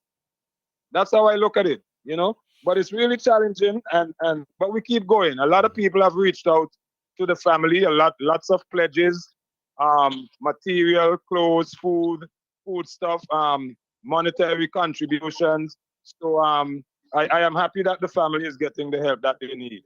Right. They will be accommodated in a house or some place of accommodation for the first 6 months, and that is standard operating procedure as far as I understand. The Ministry of Mobilization will make sure that they have somewhere to stay for about 6 months, and then after that they would go from there. Whilst I applaud that particular approach, I still think that it could be even better.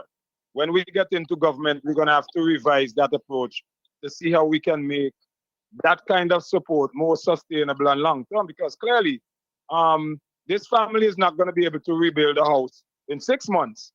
So when 6 months are up, what are they supposed to do? Pay the rent for themselves? Is the government going to continue helping them? How does that work? Those are some of the issues. And I'm not knocking the government on this. Don't get me wrong. I'm just saying that it's a system that I think could be improved.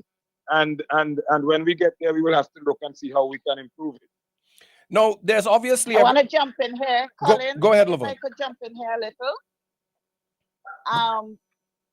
I just wanted to highlight the fact that for years, Major Leacock has been promoting the constituency fund.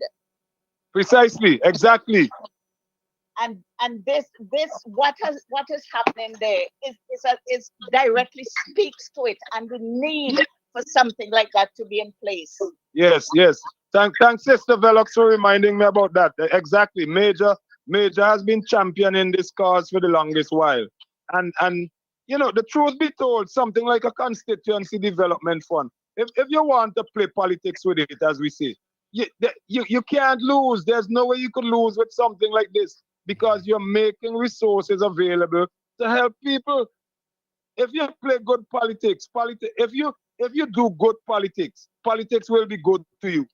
That is how I look at it. If you do good politics, politics will be good to you. If you do bad politics, you're gonna have problems. Let's expand on that a little bit more. I mean, the Constituency Development Fund, especially in terms of disaster preparedness and community self-help, we could see maybe some of these funds going towards helping communities develop drainage systems, proper drainage systems to avoid a lot of the floodings that we see in a lot of these rural areas, don't it? But Colin, even before you get to disastrous situations or any kind of weather challenges or any kind of unforeseen circumstances, if you have the Constituency Development Fund coupled with a solid and a well-developed local government structure, then a lot of these issues, when these challenges and these eventualities, weather problems and so on come up, then it would be a lot easier to handle them because you would have already been engaged in an ongoing process of constituency development. That's what it is, a constituency development fund.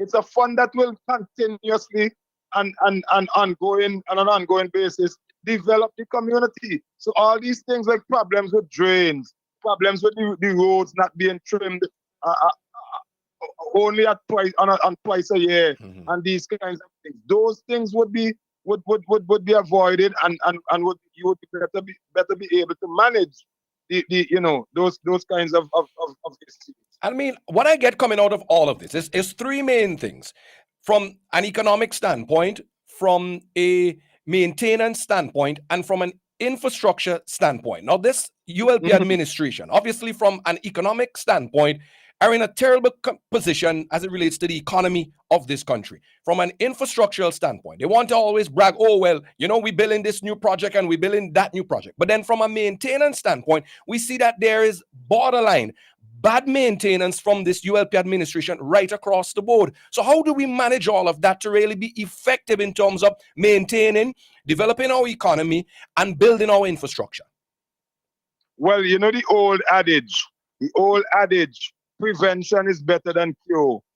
If you really think about that saying, if you really think about it, it really makes sense from an economic standpoint, infrastructurally, I mean, you name it.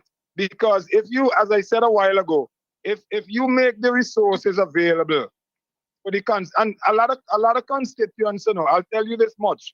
In East Kingston, and I'm sure Brother Cummins and Sister Phillips could attest to this, all people need is the opportunity to help themselves, most of these people, they don't want anybody come and do anything for them. Once you create the opportunity for people to help themselves, they will help themselves. So and by extension, they're helping you as a government. But sometimes people get so caught up in their own personal agendas that you don't even see simple solutions right in front of you. And that is what we have to change. We have to change that. All right. We at 1 minute after the 1 o'clock hour. Now, the real question is here now. Given the present state of our economy in this country, is that a reason why we are seeing so many things fall apart or not be given the attention that is needed to really prop St. Vincent up so that in future we can be more resilient in so many different ways? Well, I don't want to take all the talk because I know Chairman covers that system. No, you go right ahead. But Colin, the thing is, I mean, we all know our economic realities. We all know what we are facing in this country. Well, I wouldn't get into the details at this moment, so to speak. I think they've been well ventilated, and we continue so to do. But to respond to your question directly, yeah, if your economy is not growing, if you're not creating jobs to put money in people's pockets, if you're not empowering the communities, if you're not saying to members of communities and residents and citizens, look, we are here to help you to help yourself, then you're going to have a problem. And that is why there's a direct link there's a direct link between poor economic performance, low economic performance, and a lack of proper maintenance of our infrastructure. And unfortunately, when we have realities like these heavy rains and hurricanes and other natural disasters, then it compromises our ability. It compromises our ability to really handle and manage and respond to these natural disasters and weather problems, which affect your infrastructure in ways that are more extreme than under normal circumstances. So yes, there is a direct correlation between your economic reality, the strength or weakness of your economy, and your ability to be able to, among other things, properly maintain your infrastructure. And you don't need to be an economist to see that. That's basic common sense. But there's always this saying, if you can't get the little things in you to get the big things right. Perfect example. When it comes to roads and back walls and these sort of stuff, we see this ULP administration failure to maintain. Let's look at Sign Hill, the Sign Hill intersection as a perfect example. For years, we saw that back wall leaning, and we knew that that was going to be a potential problem. But it was completely ignored until eventually what everybody predicted was going to happen happened, where that back wall came down after excessive rain. What is the standing of that back wall to this day? We've seen that as an example of so many things. So they say, well, hey, it's private property. The government is responsible for that. And people, are responsible for their own property and their back walls and whatnot. But where does the government fit in all of this as it relates to maintenance of all these things, these drains, these roads, these back walls? Well, it is the government's responsibility. How you mean how they fit in? They don't fit in. they have demonstrated that they're not fitting in. It is their responsibility to make. And this is what I'm saying. I think, and I don't know, maybe Brother Cummins as the engineer could chime in on this, but I think that it's too set. The government, many of the government's functions are too centralized. Of course, there are some huge infrastructural responsibilities that you have to have your BRAXA and your engineering departments and so on. But I also believe that, as you say, some of the smaller things, if you empower the communities, and you encourage effective local government where a lot of these things can be properly managed, then it takes the pressure off of you as a central government and gives you the opportunity now and the time to focus on the bigger, more demanding responsibilities, which maybe not necessarily be able to be handled at the community level. So that is the problem. They have to be able to properly prioritize, delegate, and structure how you are going to approach the management of your infrastructure in the various communities and in the country as a whole. Let me give you an example. In Walvaroo, in an area up in there we call up in the Hag Hole, by Miss Gurley, I'm gonna call her name, Miss Gurley and her family, Jacqueline Richards and all that. Two guys in that household, Brad and his brother, they both play for the national team. Yeah, they both play football for the national team. 3 years ago, in 2021, we had some rains where the back wall, which retained the road right next to Miss Gurley's house, that back wall collapsed. The wall fell onto the side of the house. They eventually came and cleaned up the debris from the wall. They came and they measured out the road and they put red marks in the road and all kind of things. This is since 2021, And up to now, that back wall has not been replaced. And the road, I am surprised that the road is still standing. At any moment, that entire road would collapse into Miss Gurley's backyard again, and there will be no road up in that area for vehicles to drive. This is since 2021. And if anybody is familiar with East Kingston, particularly Walvaroo, Mala Village, there, if you walk through, you see some areas where some people's houses are constructed. It tells me that we need to undertake a serious program of evaluating the integrity of these structures. You know, a lot of them need help, need back walls. It may very well be that some persons may have to be relocated because of where they are, where their houses are located right now. And over the years, because of erosion and improper maintenance of infrastructure, government infrastructure, their houses are seriously compromised. And that is something that I'm going to be pushing as the East Kingston representative in the NDP government. I want us to have a complete program of evaluating the houses and the infrastructure in East Kingston. Within the last 3 years, as I said, since 2021, we had 2 houses in East Kingston destroyed because of landslides, and now today another one. And not to mention all of the other issues of back walls and so on. So we have to do some assessment. Brother Cummins, you the engineer. I don't know how we could do it, but I am giving warning that as the East Kingston MP, I am going to make sure that we do a serious assessment so that people can feel safe in their houses. You're actually quite spot on, my brother. You know, one of the simple things of local government, what it does, it serves as a breeding ground for small contractors that could eventually become larger contractors. This is something that the NDP practiced for very many years. In every community, you had contractors who could go and put down a retaining wall, who could fix the drain, who could fix the road, who can do the projects needed in the community, build a small bridge across the river.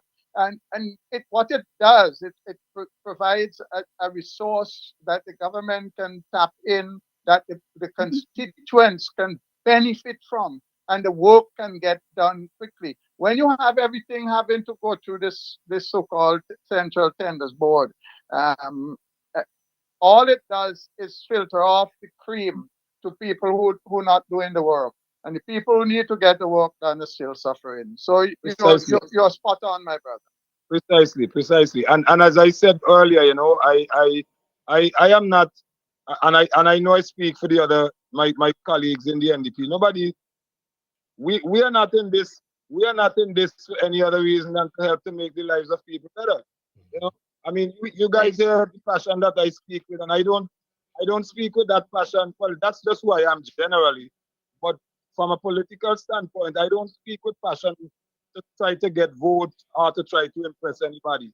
I speak with passion because I know the pain that people feel, and I know that the anxiety that people experience when they have to go through these kinds of things. You know, I mean, you're a human being before you're a politician, and if you can't have a heart to understand that people genuinely need your help and your support, devoid of politics, then you have a serious problem as a politician, as a representative. You know? It is sad that we always have to make that point or raise that problem and that issue. I mean, because there's always the talk that this ULP administration thrives on disasters. It's not we always hear this every time, and one have to stop and wonder, okay, why is it that every time there's a natural disaster, we always hear this? You wouldn't be hearing it unless there is some truth to it. I mean, we saw what has happened with the volcano relief. We saw what has happened with burial relief. We're not out of the woods, as the Honorable Daniel Cummins said. We're still very much in the hurricane season and the rainy season, and it might extend all down into December. As we saw in the past, the devastating December floodings that we had. So when we hear that persons in Union Island are living in what they call tent city, that to this day that they're still living in tents, persons up north are still haven't received any help and assistance since the eruption of the volcano, La Soufrière volcano. I mean, why are we still hearing this? Colin, I'll tell you this, I'll tell you this. It's really, you know, and sometimes people get bent out of shape when you highlight the inefficiencies of the current government, of the ULP government. And, you know, some people say, well, all you guys do is talk about what ULP not doing and what. But the point of the matter is, and I always make this analogy, if you go to a doctor can't prescribe medication for you. A doctor can't fix your problem until the doctor know what the problem is. Yes. So we have to continuously, and this is a point of departure between me and some people in, when we discuss, both supporters to some extent and so on. They would say, oh, focus more on what NDP is going to do. And I think we have been doing that more and more and more. I sometimes I wonder what some people listen to, but the fact of the matter is that in as much as you focus in on what the NDP is going to do, it is our responsibility to point out to the people of this country why they are and why we are where we are now. It is not because of the NDP why we are where we are. Correct. But it will be because of the NDP why we will be in a better place when we get in there and fix these problems. But you have to highlight the problems and the shortcomings and the ineptitude of this government. Come on, this is not Sunday school. I think we have a caller on the line. Let's see if the caller is still there. All right, we lost that caller. Please feel free to call back. The lines are open. We had 14 minutes after the 1 o'clock hour on the line. With us, we have the Honorable Daniel Cummins, the Honorable Dwight Fitzgerald Bramble, and Laverne Gibson Velox here with us today on the New Times program. Of course, we're talking everything in one. The devastation left after the overnight heavy rains, thunderstorms here in St. Vincent and the Grenadines, which has left us reporting all across the country, landslides, rivers overflowing their banks, and flooding. We're talking about the total overall infrastructure, the lack of maintenance, and of course, the impact on all of this through a struggling economy in this country and an administration that clearly doesn't seem to have its priorities and its focus on not just building, but maintaining and overall looking out for the best interests of the people in this country. Where they have failed, the members of the New Democratic Party continue to highlight their failures and show where they will continue to work towards making this country better going forward. Like I said, the phone lines are open. Feel free to call us here on the New Times program. We'd love to hear from you and your interactions. Any of the questions, queries, concerns that you would like to raise on the program as we are in the latter half of the program, you can do so now. Anything else any one of you would like to mention at this point in time that we have not raised as yet so far? Colin, I just wanted, let me just quickly jump in and say as well, on the same issue of infrastructure and the development of constituencies and communities. I as often as I can, I do videos and photographs of issues, infrastructural issues, and send them to BAXA. This morning I've already sent about 4 or 5 different messages to BAXA highlighting different areas that need immediate attention, And I'm saying this to say, do they normally if reply? we have a proper structure and a proper system in place, where you have the local government with the communities being involved, that would not happen. That would not happen. Just out of curiosity, now I though, have to depend on BAXA. Hopefully they will respond as quickly as possible and as expeditiously as possible. But we could do better than that if we have a properly established local government community development structure in place that functions.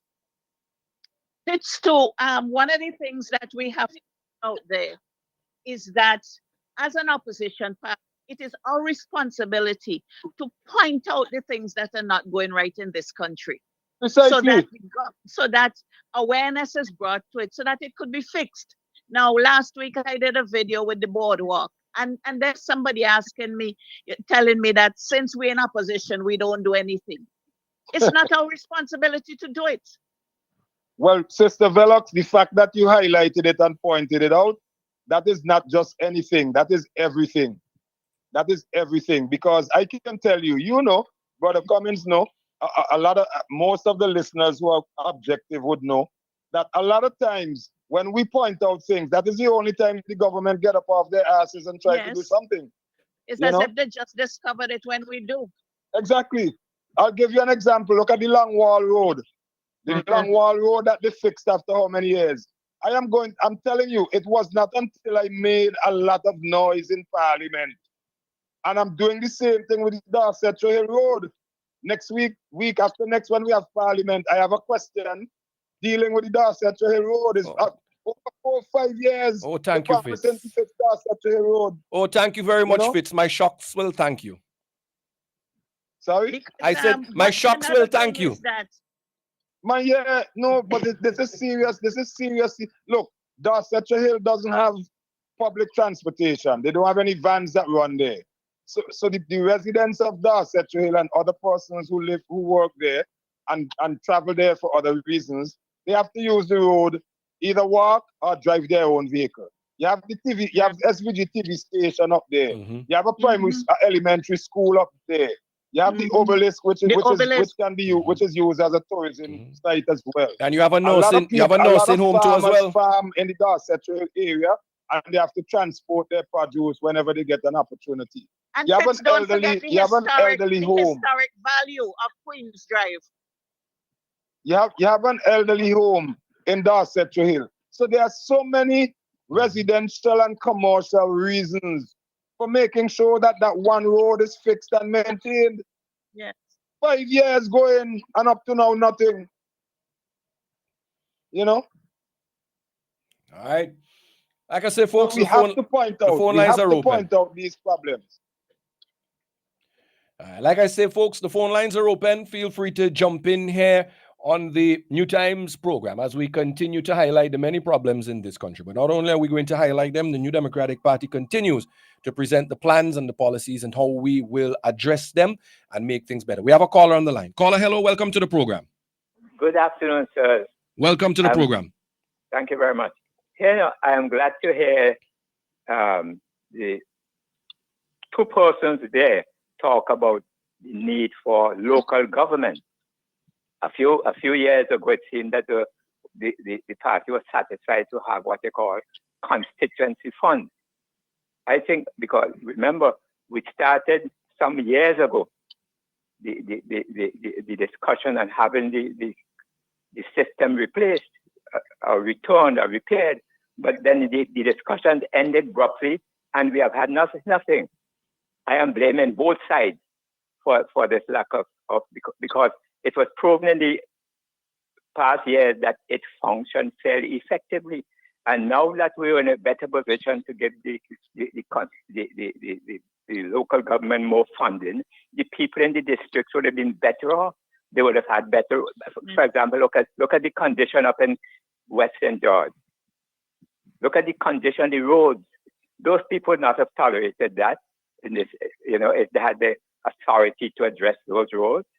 You have people back walls being threatened by the drains of the road. So I think Caller, sorry to interrupt you. I'd like to ask a question. You said you made a comment earlier about local government and the discussion.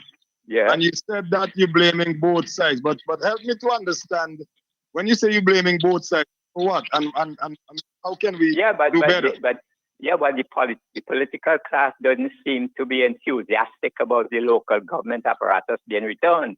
What they wanted is fund to the opposition people who are constituency representatives. That is what it seemed to me the emphasis was on. The call was for, we want constituency funds. You understand? And they would have been quite happy with that. But that would not have represented, in my opinion, an opportunity for serious addressing of the people's interest in the community, particularly in the rural district. Well, your point is, I appreciate your point, but obviously, I mean, we wouldn't be calling for a constituency development fund in isolation. That would obviously have to be part and parcel of a more comprehensive local government system and structure. But I do agree with you. I do agree with you that it is a discussion that we need to continue to be relentless on. Definitely, sir. I'm looking forward to your, now that you seem to be having a glimmer of hope that this will be your high on the agenda, because listen, we in the farming community are hurting badly. Because why? We can't get to the farms. We're talking about all sorts of fancy schemes, but the farmers cannot get to the farm because of the roads. Even when the British people were not in control of the land here, of the government, of the total apparatus here, they used to maintain the roads, you know. But caller, let me remind you. I'm sure you remember because you sound like a wise man. But let me remind you, when the New Democratic Party was in government and we started doing all these access roads to farms, the opposition, the then opposition, laughed at us and said, "We're building Gucci tax." You remember that? No, but hey, no, let me also remind you, sir. At least you might not have known, but I operated in the St. David area, parish. And one of the issues that caused the Mitchell thing is because he had stopped addressing seriously the roads, you know. Because I had people walking with me and who noted that they stopped addressing the roads, and that caused our deterioration in started the deterioration in the farming community. But I hear you on that. But the reality is also that it was on the initiative of the New Democratic Party government when not only access roads to farms, but let's not even get into the whole issue of land ownership and land redistribution, you know, and that maybe that's a discussion for another time. But they are all inextricably linked, and I appreciate your encouragement for us to continue pushing for local government, meaningful local government, so that constituencies can develop more effectively. Thank you, sir. So what I am saying here is that we should be having serious, frank discussions on our welfare now, so that we can determine an approach which offers a good chance of success for the younger generations, considering that we will be leaving for them serious indebtedness to honor. And particularly, so a lot of that, quite a bit of that indebtedness has been generated because of expenditure on projects which are not bringing the people any benefit. Amen. Thank you. I hope you will be willing to be a part of the discussion, because already I can determine that you have a lot to offer in terms of that discussion and developing a proper program and agenda. I really appreciate that. I have been harboring that thought for a couple of months now, and I'm sounding out people who will be willing to participate in that. Caller, let me just add to this. The Constituency Development Fund and local government are not separate. They're conjoined. They're both necessary steps in getting people what they want. But even more essential in all of this is an economy. One of the biggest stumbling blocks to our development is the lack of an economy in St. Vincent. I agree with you. Because it's not, local government is hardly ever concerned with the building of roads. It's more generally concerned with the maintenance of the road.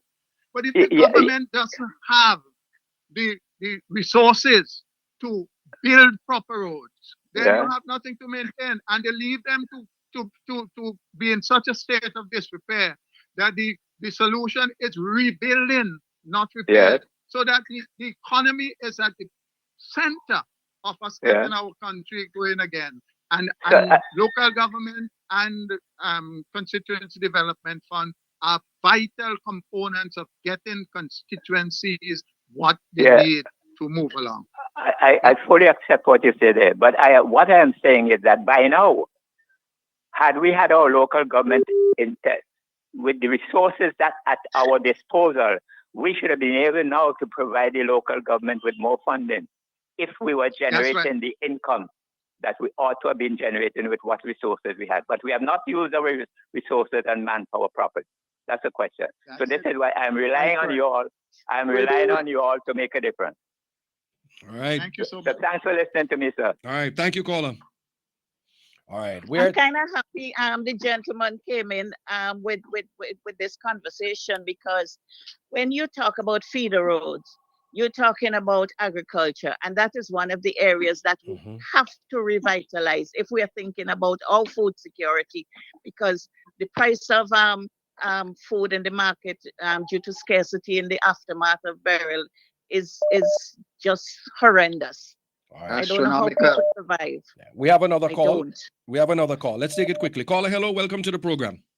Hi, good evening, Colin. Welcome. Good afternoon, and good afternoon to your guests. Good afternoon to the listening Good public. afternoon. Yeah. Good to Good afternoon. Good afternoon. Yeah, Big Ramble. I am not going to join in the discussion in any of the points that you all were raising. I think you have done an excellent job of that. I just called to talk about the West Kingston upcoming raffle. That will be drawn on the yes. I feel you coming, Harvey. I feel you coming to that one day, no.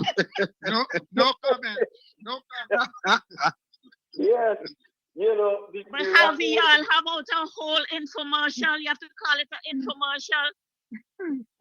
Yes, but the raffle will be drawn on the night of the President's dinner. That's the 7th of December. And we are adding a different flavor to the President's dinner this time. In that the first 150 persons who come through the door at the dinner will be given a free ticket. We've had somebody from overseas who was willing to purchase a number of books so that we can encourage persons to turn out to the President's dinner and get a shot at an opportunity to win one of our many prizes. Of course, the first prize is a 65-inch flat screen smart TV. And I think the ad describes those things very well. So I need not try to go into any of the descriptions. The promo does enough work on that. Just to let people know that, yes, the raffle is on and you can continue to actively look for books. Just check anybody from the West Kingston constituency, any one of our members, and from most other party offices around. Okay? So, folks, continue to enjoy the day. And it has really been a good program thus far. Okay, then. Just put my name on the TV and forget everything else. All right. Yes. All right. Thank you. Well, we're now exactly 1:30, so we would leave the next 15 minutes or so here on the program for each of you to give your final thoughts and what you would like to leave with our listeners here. Normally we say ladies first, so we will go with you, Mrs. Velox. It's beauty before age and all of that. Yes, Colin. I'm gonna take it from the two angles, the two things that we've been dealing with this week.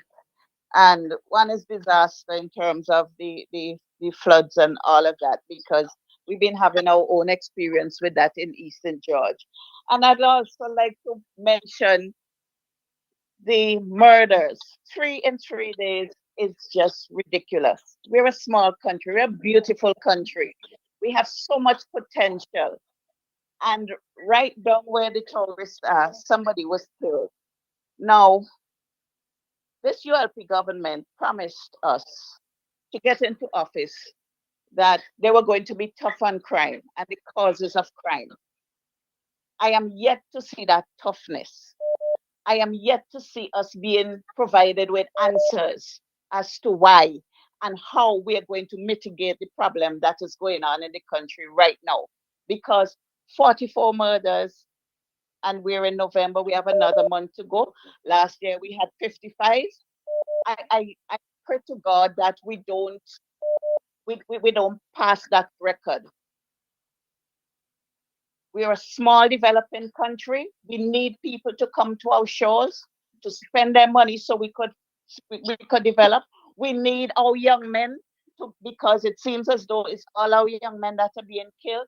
We need them to help to develop our country, to add value to our country, to learn skills.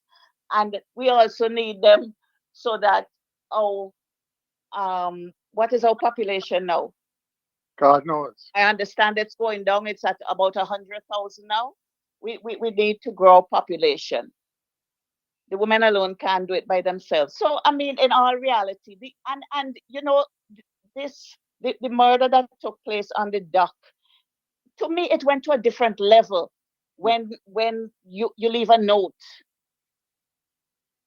That is indicative of premeditation and all of that. You didn't just go there and get into a quarrel and in the heat of the moment.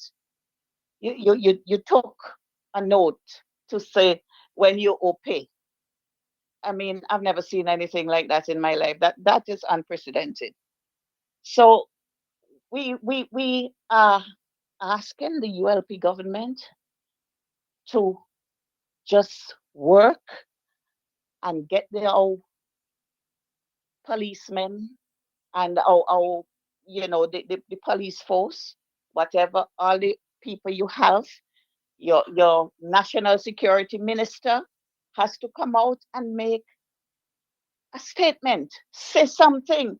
Too many of these things are just being, you know, it's happening and it's just like it's the order of the day. We don't care. We don't, we're not concerned with the lives of people. You know, if these people had jobs, they probably wouldn't be in these situations, whatever it is that are the root cause of these murders and people being killed, you know, so mercilessly and so regularly. That is one of the things I wanted to address. So the ULP has failed us in that regard. They have not dealt with crime and the causes of crime in this country. That's a fail for them. Now, when you drive through St. Vincent and the Grenadines, it seems as though our country is in chaos. In every constituency, there is a huge amount of road work being done. And I am trying to figure out if we compromise in some of the work by trying to do all these projects at the same time. Mr. Cummins, can you help me here? I certainly can. Because we look like we look like a mass of confusion. The whole country looks like chaos with all these projects going on. Very deliberate. It is, so that they're going to say, oh, we have all these things going on. You need to leave us there for another 5 years. Well, we're not doing that. Your time is up. You've got it. It's time for a new government to take the reins of the country in hand and to provide a better life for the people. And to do projects properly. Yeah. And to do projects properly and to spend the money properly. Correct. You know, you have proper planning so that the execution could also be properly done and the completion is as was required. Not to build something and then you have to break it down and all of that because you didn't go through the proper, you know, procedures to get it done. Curry favor. That too. I because I like curry, I don't want to mix it up in this thing. But at the end of the day, we need to understand that we elected a government to take care of us. They didn't take care of us. They did not take care of us. So then you have to get rid of them and bring in another government because that's how democracy works. Amen. When they're not taking care of it, don't let anybody fool you into thinking that only the ULP can do certain things. The NDP has many more capable people to do these projects. More capable people and people with integrity and people who have your interest at heart, people who want to see our country develop and to be able to, you know, be favorably compared with our sister islands around us who seem to be doing so much better than we are. Correct. Thank you, Colin. All right, thank you very much, Sister Velux. Fitz, it's over to you. Yes, thanks, Colin, Brother Cummins, Sister Velux, all the listeners. Well, you know, the New Democratic Party has highlighted and continues to highlight 5 priorities that we will be focusing on when we form government to really lift the standard of living of our people. You know, creating more and better paying jobs, encouraging and promoting a growing and a thriving economy, and those two priorities are closely connected. Yeah. A proper functioning healthcare system, that's the third priority. Providing a safe and secure environment for people to live in and effectively addressing the problem of crime, that's the fourth priority. And the fifth priority, proper infrastructure, properly developed and maintained infrastructure. Our roads, our bridges, our backwalls, our gutters, our rivers, our city fences, that kind of stuff. Okay? And today, most of my contribution focus on infrastructure. So you can see the vision of the New Democratic Party when we have identified a strong, properly maintained infrastructural environment in our country. You know, in East Kingston, I reiterate that we need to, and I am going to champion the approach of properly assessing the infrastructure in East Kingston, particularly private infrastructure, houses, and to see how we can bring better relief and more confidence in the residents of East Kingston that, you know, they're living in a house that's secure, reasonably secure, that they don't have to worry too much about it washing away when you have heavy rain. This ULP administration has been in office almost 25 years. And after 25 years, we have had, let me go down by the priorities that we have identified. We have had the highest level of unemployment in this country's history. And when I use the term the highest in the history of this country and so on, I started using that at the youth rally that we had in Camden Park about 2 years ago. Now they're trying to thief it. I don't want to use it, but now they're trying to adapt that phrase. Oh, this is the first hotel that we've had in the history of the country. But the fact of the matter is that every priority that the New Democratic Party has identified, it's a priority area which has experienced the most extreme and most debilitating realities in the country. Highest level of unemployment, worst economy in the sub-region, lowest economic growth in decades in this country. So that's why we have to talk about growing our economy and making our economy a more thriving one. Crime, the highest rate of gun violence and homicides in this country.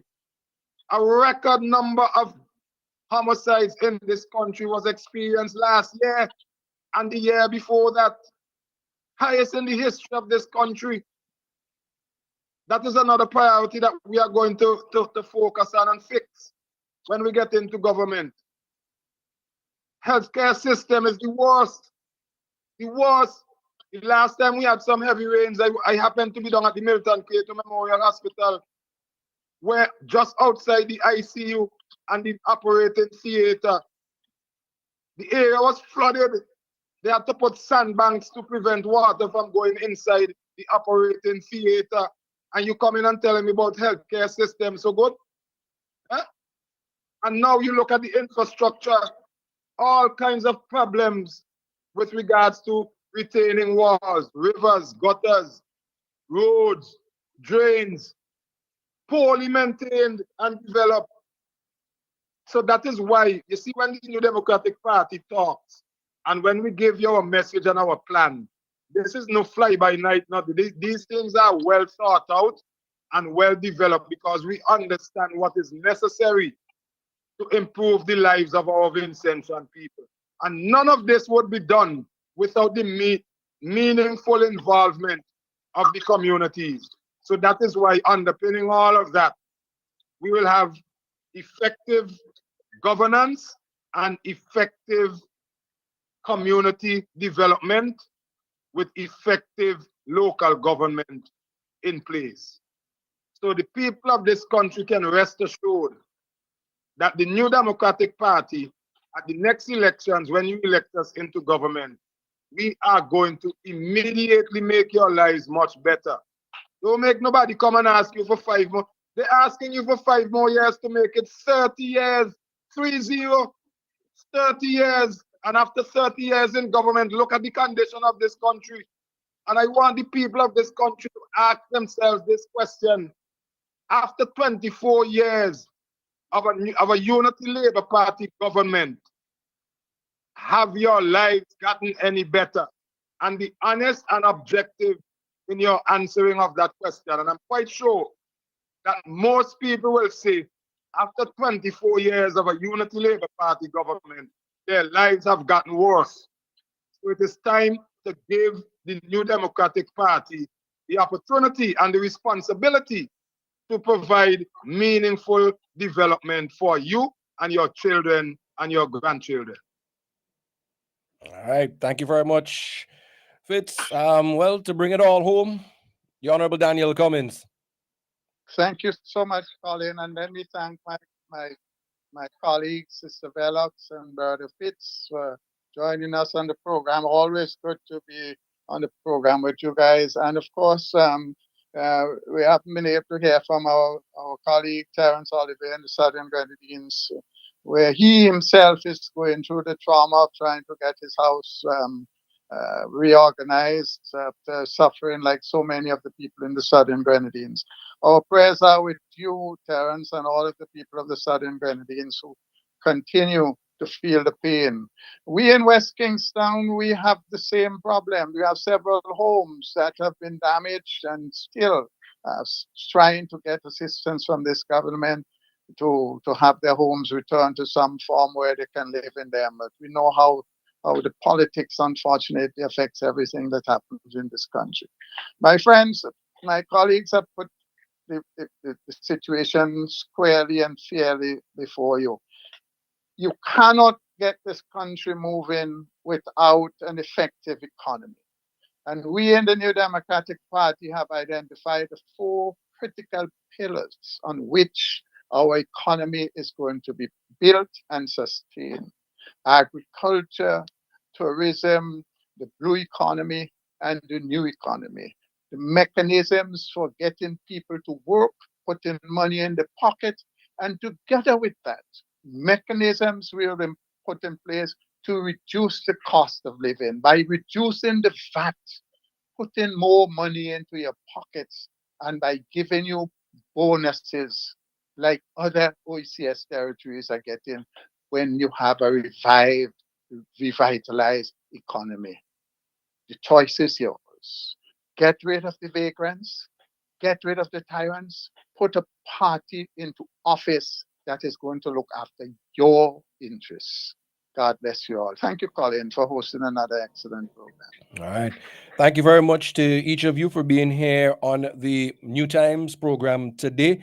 And that is where we're going to wrap it up, ladies and gentlemen. Again, reminding you of the upcoming activities for the New Democratic Party. Stay tuned here on the New Times program, where, of course, we will keep you informed and up to date of those activities and so much more via the commercials and updates and what's not. Again, remember that flood warning is extended until 6 p.m. today.